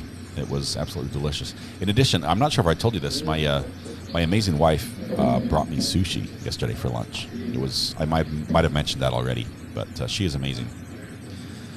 AJ says, I rewound the video. It looks like he's just in socks. Okay, good to know. He's acting like he needs to pee again. This is like small children on a car trip, right? You literally are buckling them in from stopping at the rest stop, and you're about to pull out of the station. You're hitting the indicator to merge back into traffic, and they're like, wait, I think I still need to go. You're like, why now? It's pasta and garlic bread time again. Franco says, $100. The court takes a break after this riveting video. They don't want to interrupt it now. You know, something might happen at any moment. Yes, I'm wearing cowboy boots with my suit, but no hat. My military training won't let me wear my cowboy hat indoors. Matthew, I'm sure you look sharp. We'll probably need a picture of that. I think we've actually got you, maybe even with a hat on YouTube. I'll have to go check. I seem to remember a picture of you with a hat on. I might be wrong though. I might just be my imagination of how I envision you in court. Recovery Addict, how long have you been looking at this video? About a year. A year today. Previously I saw it some more as well. I saw him stretch his foot out and wiggle his toes earlier. Dark colored socks on. Did the guy say, should we rewind and see what he said? No, never mind. I wouldn't do that to you. He said, are you okay? Or something like that. Guess what? I just caught up on chat. We're all caught up, so we can go back to playing games. This guy's probably never been so shunned by colleagues or anyone for that matter. Right? He was a manager, right? He had people that did what he told them to do, and now he has no power, which is a very different position for him. You can imagine it. It's probably so hard for him to be in that situation that he even felt like, unaliving himself when he was in the back of that car, in the back of that truck, hiding, seeing that his control of his situation was slipping away. He wished he had his gun, and he said he would have ended it there. So this must be torture for him, not coercion, but torture. I don't think judges like hats in courts anyway. I learned that from watching the old Squishy Gardener. I would definitely do leg kicks if I were him, or squats. Chairlifts. A chairlift works. Ooh, somebody's phone's ringing. I'm looking forward to watching him eat a burger later. Again, it reminds me of a Warhol movie. I hope when they do that, they bring him the burger in a bag, and the bag's like all crumpled up and rolled down, and they sort of like throw it at him on the table, and it's like cold and a little bit, I hope it's not like a steaming, hot, it's fresh from the grill burger that's just like, he doesn't deserve that. Really, he doesn't. Maybe going through withdrawal. Yes, but from what we know, it's just alcohol and prescribed medicine. So I don't think he's going through like a drug abuse type withdrawal, although prescribed medicine can have a similar effect. Roxanne says, all right, just sent the pic of when my sisters first stood up. Burying her feet in the sand was my idea. That's awesome. I'll have to check it later. I'm using the burner phone right now to monitor another feed. Unfortunately, Matthew is not offering his services for wills across the U.S., only licensed in Texas. However, if you're looking for a local lawyer, we do have some good videos on our YouTube channel about how to call a lawyer and for tips on hiring the best lawyer. So that's good for anyone, no matter where you live. Do recommend watching that video. Pauline has another funny story. Funny story, my son was told by his law professor to wear his boots and cowboy hat to court. My son is a corporate attorney. By his law professor. But how did the judge handle it?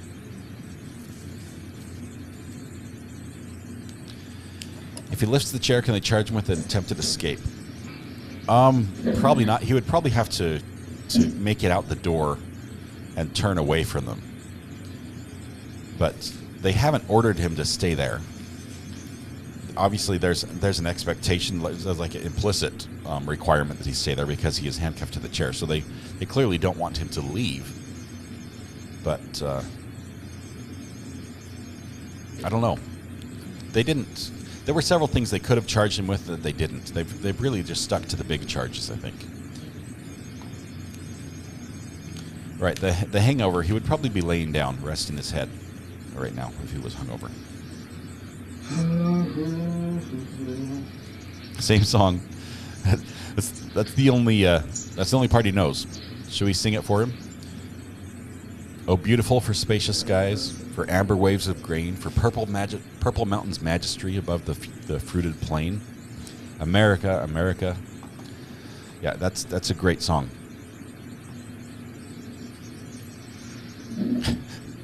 The prosecutor's like, how much longer is this? And he just pulled up the mouse on screen so he could see the play bar. Yep, still going. The chair is turned. We know it's not fixed to the floor in its location. It might have a limited movement, but Do you think Mother Nature's calling again, Miss Chris? Because the sandwich just arrived.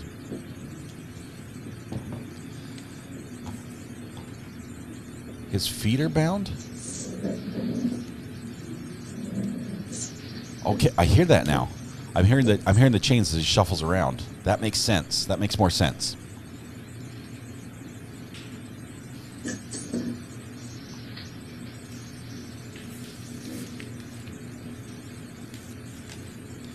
Joellen, they most definitely are monitoring this from another room. He's warming up for a special musical number he's about to provide for us. Any minute now, he's going to burst into song.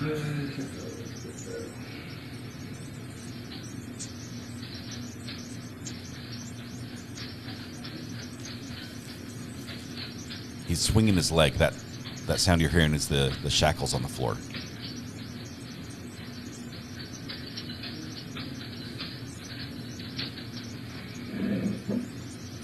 At least he's a patriotic killer. I can smell the pickles on my sandwich right now. 5-minute recess?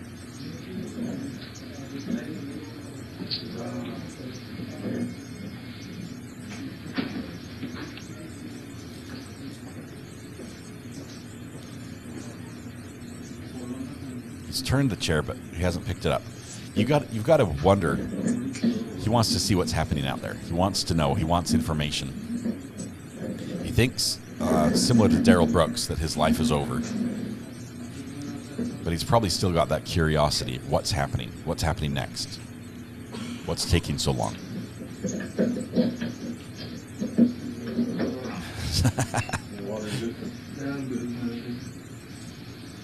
Just turn down more water. He's like, no, water makes me pee. That's the never-ending story right here. The tape that never ends.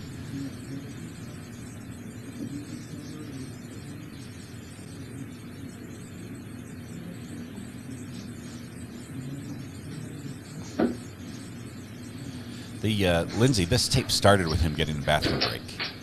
So we think he's good to go right now. He's probably just antsy. Are the next 3 discs of him standing there?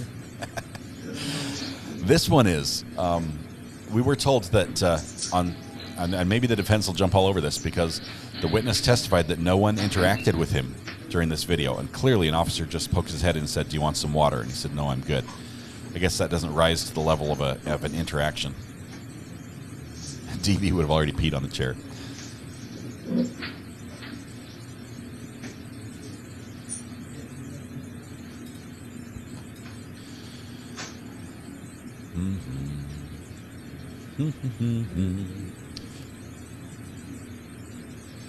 You only get 1 potty break per disc. And he's already had it. He took it at the beginning, so it's his own fault for not, waiting until later in the disc. Color Me Abstract says, I hear a song. Looks like an Eddie Van Halen reference. Go ahead and jump. You can't get in any deeper, really. He is on the deep end for sure. What do you guys think? Do you think he wanted to get caught? you think he intentionally left stuff in his truck? Do you think he left the casings there intentionally? That this was all just breadcrumbs so that he could get in a shootout with police?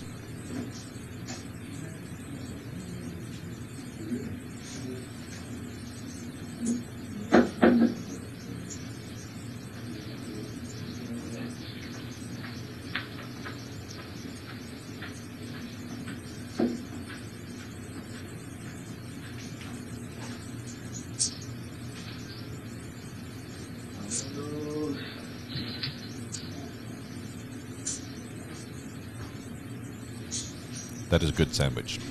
Thank you, child.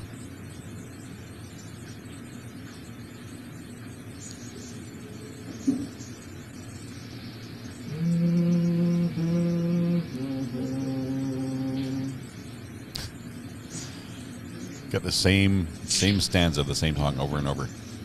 They like to carry stuff. So you think the purses were like trophies for him?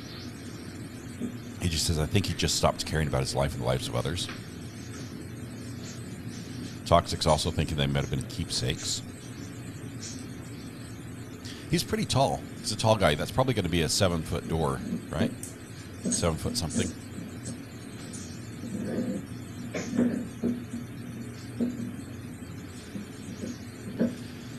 Olnar, welcome, first of all. I haven't seen your name before. Thanks for being here. Probably no. If they've already been played once, they probably won't play them through them again unless they have a good reason.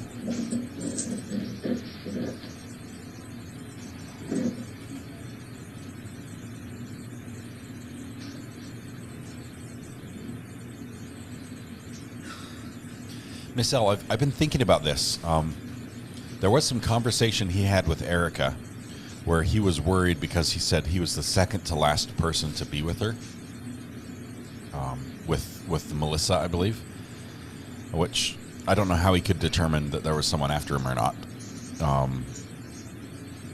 How would he know he was the second to last? That's just bizarre for me.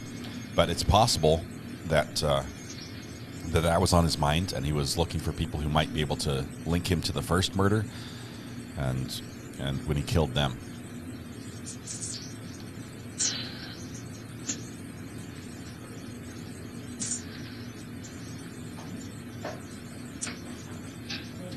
Well, Lil Miss, you got to realize that once Erica escaped, he killed 2 more people after that.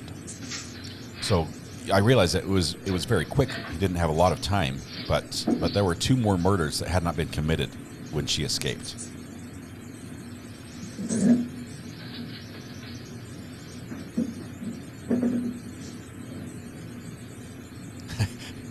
Amy says, I thought it was the Darth Vader song. Let me think. Dun dun dun dun dun dun dun dun dun. Is that the one? No, that was the wrong one. Darth Vader. What's Darth Vader?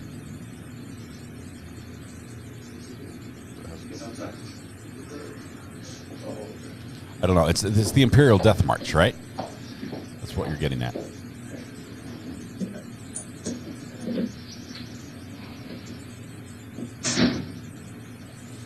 Dun dun dun dun dun dun dun dun. That's the one. Rick Thomas says, I think he's singing "Swing Low, Sweet Chariot, coming for to carry me home." That's a good one. According to Google, Ortiz is 6'4". Right, so that makes sense. I think that is a 7-foot door. He's obviously a little closer to it in the camera angle. Skews it a little bit.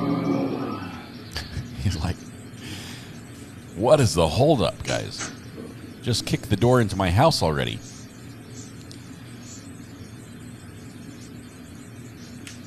How many songs located in the specials features on disc 12? Yeah, there's probably an audio disc put out accompanying it, and also available on iTunes. The jurors' heads nodding. None of our camera angles are showing from any of the feeds showing the courtroom, but you can imagine their eyes have glazed over quite a while ago. So Randy, he committed the next 2 murders in a very narrow window of time, but we believe it was after Erica had escaped and before he was captured, because because we know he went to his house first after she escaped and loaded up all his guns, got his AR ready, left it on the kitchen table. He's got, I think, 2 shotguns, a 22 lever action 22, a 44 caliber Kimber, which is a very, very nice model 1911 style gun. And he had all those guns there, and then he left them and got in his truck and took the murder weapon, because the police, when they went to the house, they found all those guns set out for him before they'd found him. The other gun was missing, and it still had to be used in 2 more murders.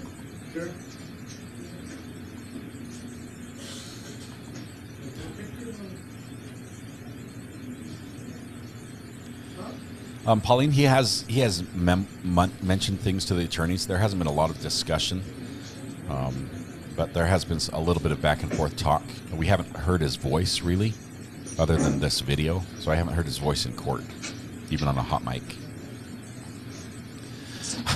Rich Buddy says, you started right and then turned it to the wedding song. Yeah, I messed up that one. I had my son correct me on the Imperial Death March. Little Miss says, I understand he killed 2 more after Erica, but he knew he was done after she got away. There was no way he'd be able to clean all the fingerprints, DNA, vacuum it, etc. thoroughly. Right. He definitely didn't seem to take any precautions to hide evidence or cover up his tracks. Here's a good one. Is this the Smothers Brothers? Color Me Abstract? Hang down your head, Tom Dooley? Hang down your head, Tom Dooley. Hang down your head and cry. That's also a very good song. That goes way back to the LP, spinning the disc, the vinyl. Did I hear Erica would have been the 5th victim had she not escaped? Yes. How would that be if he killed 2 after? Okay, she would have been the 5th, in that there would be 5 dead people, and there are only 4 right now. But chronologically, she would have been the 3rd of the 5. I think that's the best way to clear that up.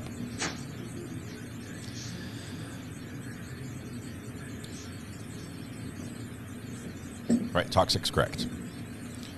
She would have been victim 3 or 2, maybe, right after Melissa. I don't know. Well, they haven't done a really good job of laying out the timeline like the prosecution in the Darrell Brooks case did. So we know what happened and the general area, but walking us through the timeline of their occurrences, I haven't heard that yet. It was a great song. Loved that song. Wonder if there are more victims. Bella, I'm not sure, because at the end of this, when he actually does confess, he says there's 1 more. And I'm not sure if he's bragging or if he's just trying to get it off his chest. But I wonder if there were more, he'd say there's more you guys don't even know about. I wonder if he would do something like that, with him saying there's just 1 more. That's it. Nobody knows the trouble I've seen. Great song references from everybody. Carol, thank you for that one. The King of the Road. Kingston Trio. Why did I think the Smothers Brothers? Also, the first time I heard that was on vinyl as well. Yes, thank you, KQD. I appreciate that clarification. I should have known. I should have known. Yes, he did kill 2 people after the gas station video. This is a prosecution, AJ, that is showing this video, and all the ones after it, apparently. The 12 disc box set. Hey, we have something else to look at. We get a close-up of the defendant, who is just riveted to the screen.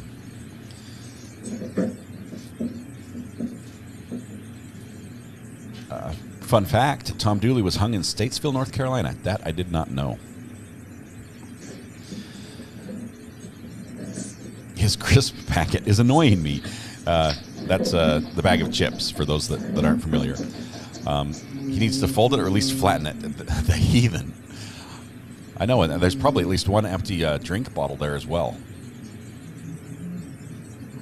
He did drop the cap on the ground at one point. I think he picked it up and put it back on the bottle. Did that bother anybody? Vix. You lost that love and feeling. Oh, that love and feeling. Who sings that one? I know the song clearly, but I can't remember the artist right now. They're coming to take me away, haha. Tee-hee-hee-hee, to the funny farm. No, he will not be going to the funny farm. I don't think insanity is anywhere in his defense. Oh, look, the officer's taking a long drink of a Tolly back there in the background. No, not a Tolly. I think that's a water bottle. I won't say that he's drinking on the job. I think that's the food room. That's where the officers go for food and snacks and everything. The showing of the 9-hour video is a little on the crazy side. Yes, but we think we know the reason. We think it's because the defense is going to play this coercion card, and the prosecution wants to show clearly that no coercion occurred. That during all these videos, there was no, pressure, thumb screws applied to the defendant. Being an experienced law enforcement officer, I think he should have at least watched some other interrogation videos and known that you can reassemble or move the furniture in the room to set up your own sort of like makeshift bed. And we've seen that happen before. Maybe turn the other chair around the other way and put your legs through it. Prosecution is once again checking the timeline. We are almost done. I think we've got 11 minutes left of this video. He's shaking his shackles there in the background. That's the noise you hear. It seems like 45 minutes has gone by, but no, not there. Showing no coercion. Right, they're going to play every second of this. Ring of Fire, Johnny Cash. I fell into the burning ring of fire. I don't think I can do justice to Johnny Cash. Really, one of the legends. Amazing voice. Righteous Brothers. Right, man. So many good songs that they're in my head. I heard them as a youth and still love them. Some of them I even play on the guitar now. But on this camera, I'm sure it's not hidden because I think he glanced at it occasionally in the first on disc 1. I think he glances at the camera a couple times, like it makes direct eye contact type thing. But it's not hidden.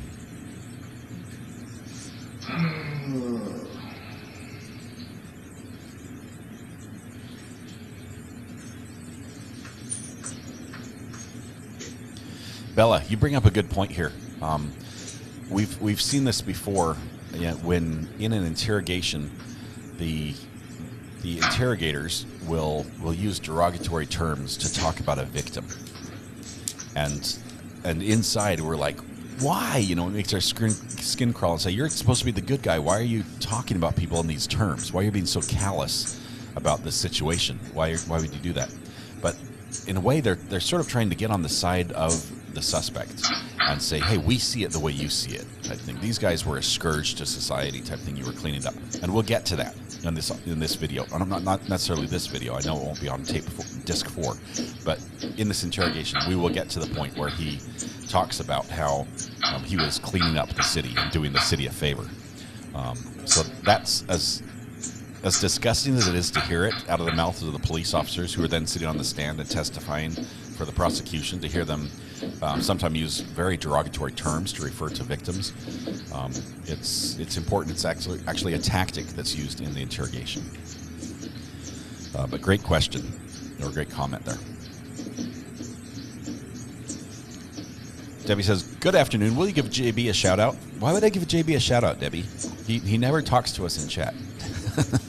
No, just kidding. JB is a friend up in Canada who watches on television, doesn't have access to the chat, but has called a time or two and left a message on the burner phone, and says he really enjoys watching, but just can't talk in chat.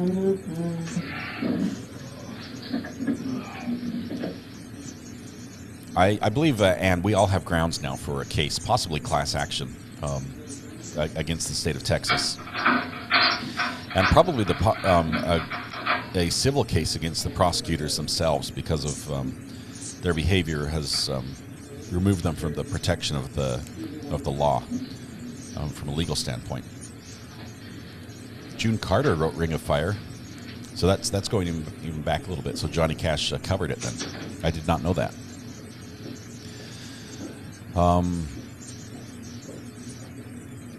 They'll be going to lunch after all this silence.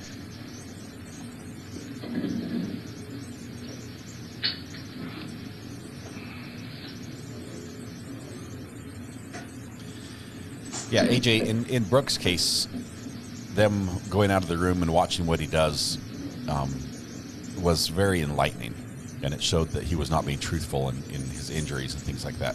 We don't have anything here in this case. We don't have any injuries other than possibly blackout type moments, but we're not seeing that because he says those happen when he drinks.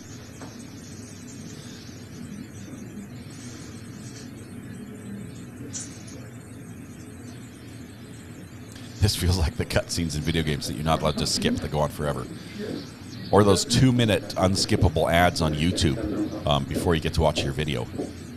I every single time I put a video up, I go through on the monetization side and I make sure I've eliminated that option, because I know YouTube would do that if they had the right, if I gave them permission. And so if you ever see an unskippable ad on any of my videos, please know it was not intentional. Okay, now he's just making noise to annoy people. Or trying to wear the chains down over time. Might have to turn it down a little bit.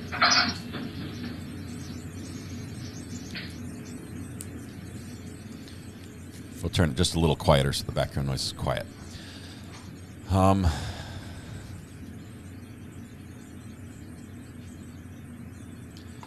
See, I think I missed a couple song references in there, and I apologize if I did. Now they put the guard at the door, seriously? You don't want him just running across the hall getting all the free snacks. You know, this is... Got to be careful.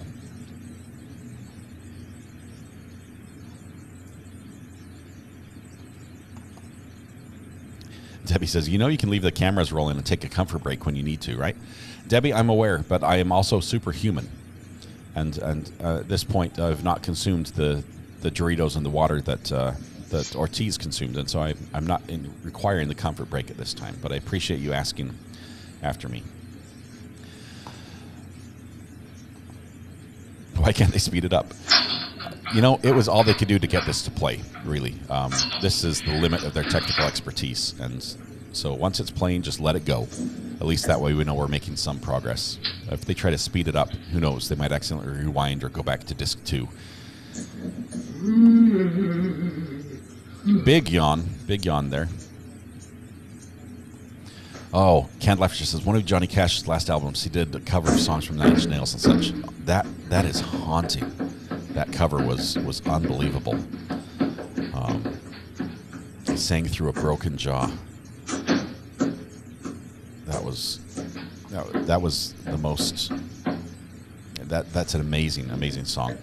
I don't think his voice was at his prime. Obviously, at the end of his life, it became very, very rough. But in that performance, it adds to the performance. It adds to the intensity of that song. Just incredible to watch. Soon enough, we'll catch a ghost on camera. That's what we're doing here. This is actually an episode of Ghost Hunter. You can hear the ghost rattling its chains already. I'm gonna have to mute you, sir, if you don't stop. I've turned him way down.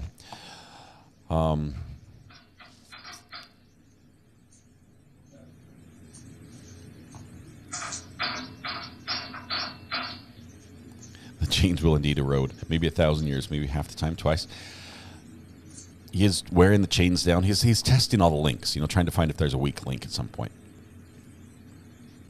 This I guess could be an escape attempt. That's what I'm getting at. YouTube once did the 2 in a row unskippable ads for me.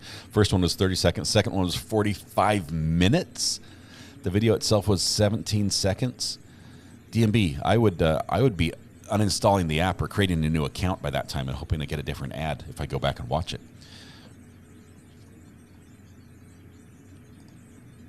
Randy, all we can say is that we think that the prosecution feels that showing every second of this video to the jury helps them in their presentation of the argument that no coercion was used.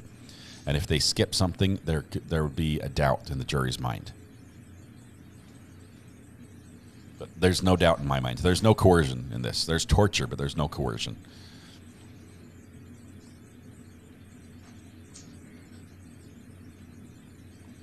Hurt. Yes, that's the Nine Inch Nails song that Johnny Cash covered. Incredibly. Very few times will I say that that a cover is better than the original, but I think that one is.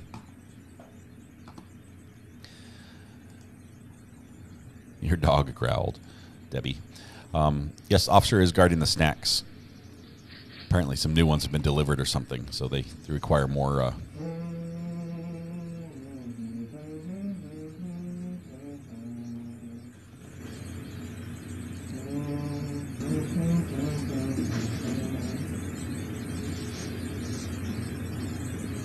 We're playing Name That Tune now. I didn't know we had started, but Mr. Ortiz is it right now.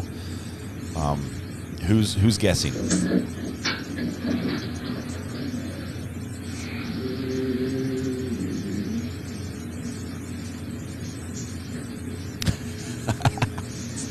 No. Why would you think that?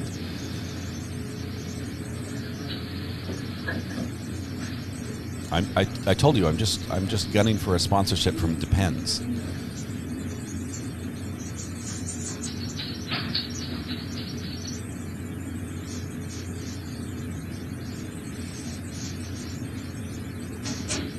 If he thinks this is boring, yeah.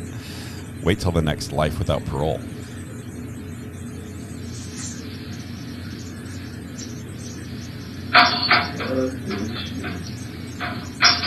Oh, we heard that. Maybe if he says it in Spanish, the translator has to just suddenly blurt out some cuss words.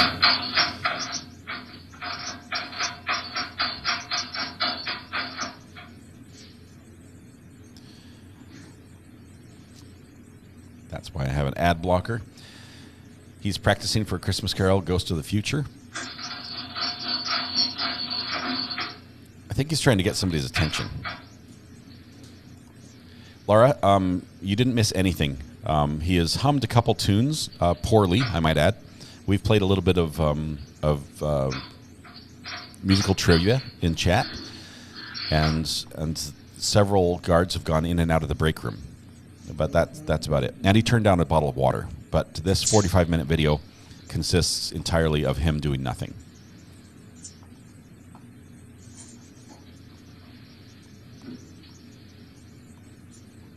We are being tortured. Blink twice if you need help.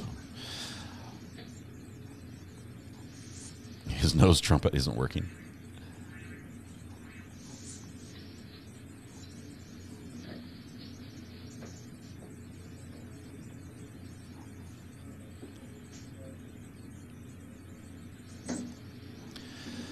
Chandra says, the cover I wanted to hate was Marilyn Manson's Sweet Dreams, but it's awesome. What's another one? Another one that I really like, we were listening to the other day.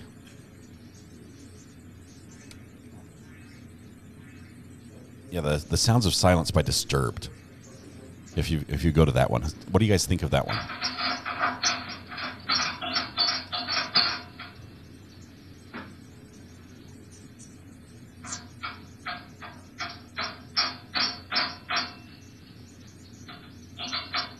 You've got to think as a juror, you're sitting there thinking, I missed work for this? Seriously? I mean, I'm earning $7 a day for this?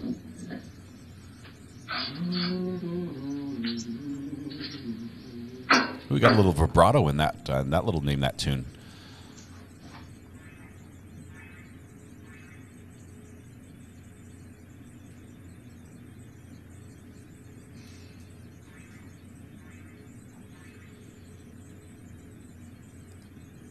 Ginger has a family member that's a Johnny Cash tribute artist. That's awesome. Well, we'll have to look that up. Obviously, I would get in trouble playing that sort of music on this live stream, but that would be fascinating to listen to. Sound of Silence by Disturbed gives me chills.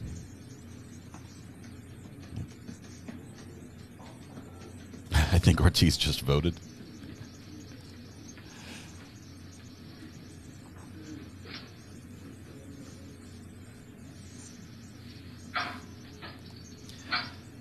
Paul Simon. Why have I not heard Paul Simon cover that?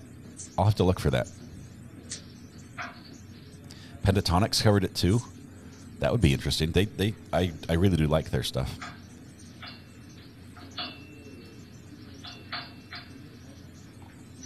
For those of you that are new here to the channel, I apologize on behalf of the channel for what you're having to watch.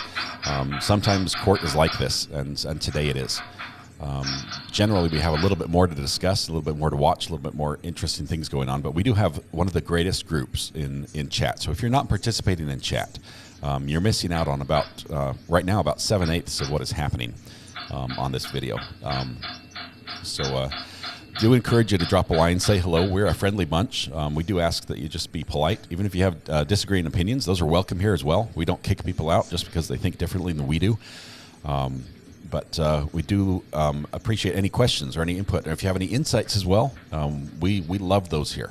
And just know that that if this is your ball of wax, if you like true crime, if you like a little bit of commentary, sometimes a little bit of irreverent commentary, this is home. And we welcome you to come back, hit the subscribe button, and pop back in. We do try to do this every single day that court's in session. When court's not in session, we just do a little morning meetup and just say hi and see how everyone's doing. But it's a good group here, so I do encourage you to make yourself at home and pop in and say hi. Oh, door is shut. Not all the way. Not all the way. They're like, we're sick of you rattling your chains and disturbing us. We're trying to eat donuts out here.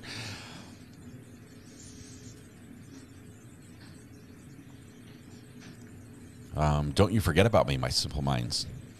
That's a good song for right now, especially with the door getting shut. Don't you forget about me. You did hear the vibrato as well, AJ. He's got some pipes, maybe. He'll be singing some Jailhouse Blues. First time of hearing Sound of Silence by Disturbed was To Die For. Roxy, this is one I would recommend. It is worth going out and getting like some Bose A20 headphones. I know they're like $1,200 a set. Those are the aviation ones that they'll block out the engine noise so you can still talk. But it is worth getting noise canceling headphones and listening to that. Turn the volume up to a loud, comfortable level. Close your eyes and just listen to that song. It is unbelievable. Just the wow. I just can't, there are no words for it. It has to be experienced. And yeah, you never forget once you've heard that once. Another one that I wish I actually went on here and looked and see if there was an option on YouTube for me to buy the rights to a song to play on a video here. Another one is Larkin Poe is a big fan of mine, or I'm a big fan of them. I just said that backwards. They don't know who I am. Oh, he's dragging the chair. He's sitting on the table now. Okay. Anyway, Larkin Poe is two sisters that play a range of instruments. One plays the slide guitar, the other plays like a mandolin and several other things. And they cover a lot of blues tracks. And if you want a very a haunting but riveting tune to listen to, look up "Mad as a Hatter," which is a song they wrote after reflecting on their relatives, their grandma and their mom, or I believe, both dealt with mental illness, and they wrote this song called "Mad as a Hatter," and it's amazing. They play it inside like an old church, and it's just, I think you'll like it. It's a much newer song. They're a young group. They're basically just a couple kids, but they do a great job. Okay, I'm falling behind on chat, and I do apologize. I've been really slacking, so I'm going to skip ahead just a little bit. Jurors, I think, should be paid $15 to $18 an hour, at least a living wage, right? Because their life is wasting away right now. Geez, I take a phone call and he's still acting like a toddler. Yep. But they've closed the door, so they don't have to listen to it as badly. Not all the way. The door is still open. He's not shut in. Watch out, you might get copyright with him humming songs in the background. It could happen. Simon and Garfunkel were original singers, I believe. Sounds of Silence. My brain is still foggy, but I think that's correct. Plot twist, they mostly closed the door. Another phone call. Simple Minds, don't you forget about me. Ulysses says, Recovery Addict, your analysis is top-notch and comments are educational. I'm learning a lot. Thank you, guys. Ulysses, I get a lot of my information from you amazing people in chat as well as over on the Discord. I do a little bit of research on my own, but you guys have really taught me a ton about true crime. Trivia question for Recovery Addict and chat. What is the best interrogation you have watched? I'm going to let you guys answer that one. What's the best interrogation? Call Me Abstract says, listen to Aggie Sutherland, If I Live to Be 100, written by her dad. Her voice is loud, but perfect. George Floyd trial interrogation. Jodi Arias. That was entertaining as far as interrogations go. I do like watching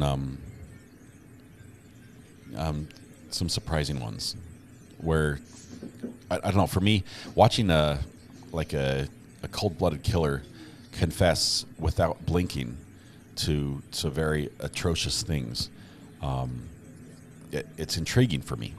And so I've seen a couple of those, but I can't name one off the top of my head. We could watch Bread Rise, Lori. Yes, that would be more entertaining than what we're doing right now. What was the first song you said you need to listen to with the headphones? Tom, I was talking about Sound of Silence by Disturbed. But Johnny Cash Hurt is also good. It's rougher. It sounds like a non-studio recording. Number 4, disc 4. Yes, sir, it does. Your Honor, disc 5 is 32 minutes. I don't know if the court wants to continue to work to. No, we don't want to watch it. The next one is disc 5. It's 32 minutes. Yeah. Well, they haven't had a break, so I'm just going to go ahead and break for lunch at this time. Lunchtime. We didn't give them a morning break, so we can play it right after lunch. And I'll ask the jury to be back by 1:30. Right. And I'll just remind you not to discuss the facts of the case and not to watch any newscasts or read any articles regarding this case. Thank you. All right for the jury. Okay, the jury gets to leave. We get a break for lunch. I'm going to finish my sandwich I've had one bite of. It's hard to talk and eat at the same times. Let me just catch up on chat here before I release you guys for a quick lunch. Then we'll be back at 1:30, which is an hour and a half from now. Right? We'll probably be back in an hour, though. So what I'll do, I will stop this stream. I know I could keep it going. What? Yeah, but it's Texas time. Let's see. Sherry Papini with her husband finding out the truth.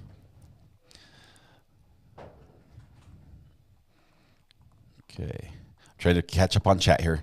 Watch Party Wednesday on Netflix. Recovery Addict. I'll give you my Netflix password. Tiffany, do you know how much trouble I would get in for streaming your Netflix on my channel? I bet we wouldn't get probably a minute into it before I got the ban hammer, and not in a good way, not like a slap on the wrist, but my channel would be no more. You would search for Recovery Addict, and forevermore, all you would find is stuff about addictions. Someone brought up Marilyn Manson. Sweet Dreams Are Made of These. I saw him in concert. It was so close. I saw he had a butt rash. Roxanne, TMI.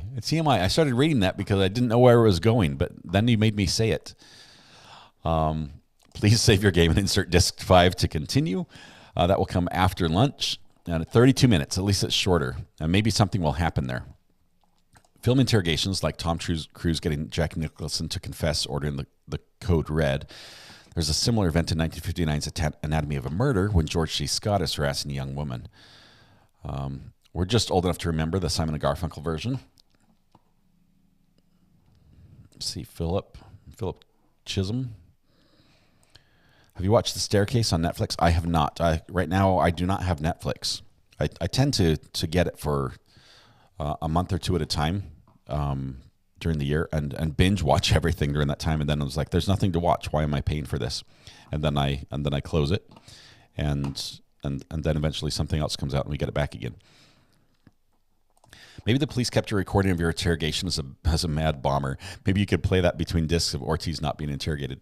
I've never requested the video of my interrogation. I probably should have. I got the police record, the printed copy, But Utah Steve is trying to steal my identity, saying, "What's your birth year?" It's the year that I was born, Steve. That's why we call it birth year. Let's see. Bella says, Limis, I'm a newbie from Sarah Boone and Daryl Brooks. Then I found Recovery Addict. I was recovering from surgery. And we're so glad you found us, Bella. Really, we are. You do get an extended break, 80s Music Man. Thank you so much. Matthew is headed back to trial. He probably left a while ago. I'm just catching up on chat. But good luck again, and hope the judge rules in your favor. You're a winner in my book either way. You made me so hungry talking about food. I had to go to the corner store and get me a good old burrito and potato wedges from Little Mexican Lady that cooks it up all day. Man, I love street tacos. I love going to these little food trucks. They make the best food. It's worth the risk. A lot of times, you're sort of rolling the dice sometimes with the food truck, but it's a risk I'm willing to take. How old is this perp? I believe he's 42. I think I read that somewhere that he's 42, and I apologize. I'm going to cut to that. I don't ever want to feel like I did that day. Good stuff. Okay, so here we go. It is lunchtime. Why was I interrogated? AJ, I found a bomb. And then I found the people who had made the bomb. And I felt that it was my duty to inform the police of the information that I had. And I did that. Oh, and I did, in fact, win my morning hearing. Yay! Matthew, put another check in that W column. Congratulations and good luck in court today. Thanks for being here, man. Anyway, I did find a bomb and found the people who did it and got interrogated. The process, it began a little bit crazy. There was a little bit of confusion where they thought I was the suspect and not the informant. And so it was a little bizarre. It involved about 3 hours of interrogation on a Christmas Eve / Christmas morning that I'll never forget. 39. Okay, I was close. I was close. Oh, he was 39. He was 42 now. 38 is a killer. C.B. Clark. We sort of got. He's in that range. He's between 38 and 42, I think. Anyway. Debbie's going to start some laundry. I'm going to eat this sandwich. I will restart this live stream. Please, if you like what you see here and you want to be a part of it, go ahead and hit the subscribe button, turn on the bell, get notified when we come back on. We will be on about half an hour before court comes back in session, just so we can continue the fun games we've been playing and all the shenanigans that we've been going through this morning. You could have saved us and told us one of your stories. I might have to do that this afternoon, depending on how Disc 5 goes, Bella. But thank you all for being here. Go ahead and give yourself a break. We'll be back after lunch. And the song's over, so it's time for me to go. All right. Thanks, guys. We'll see you in a little bit.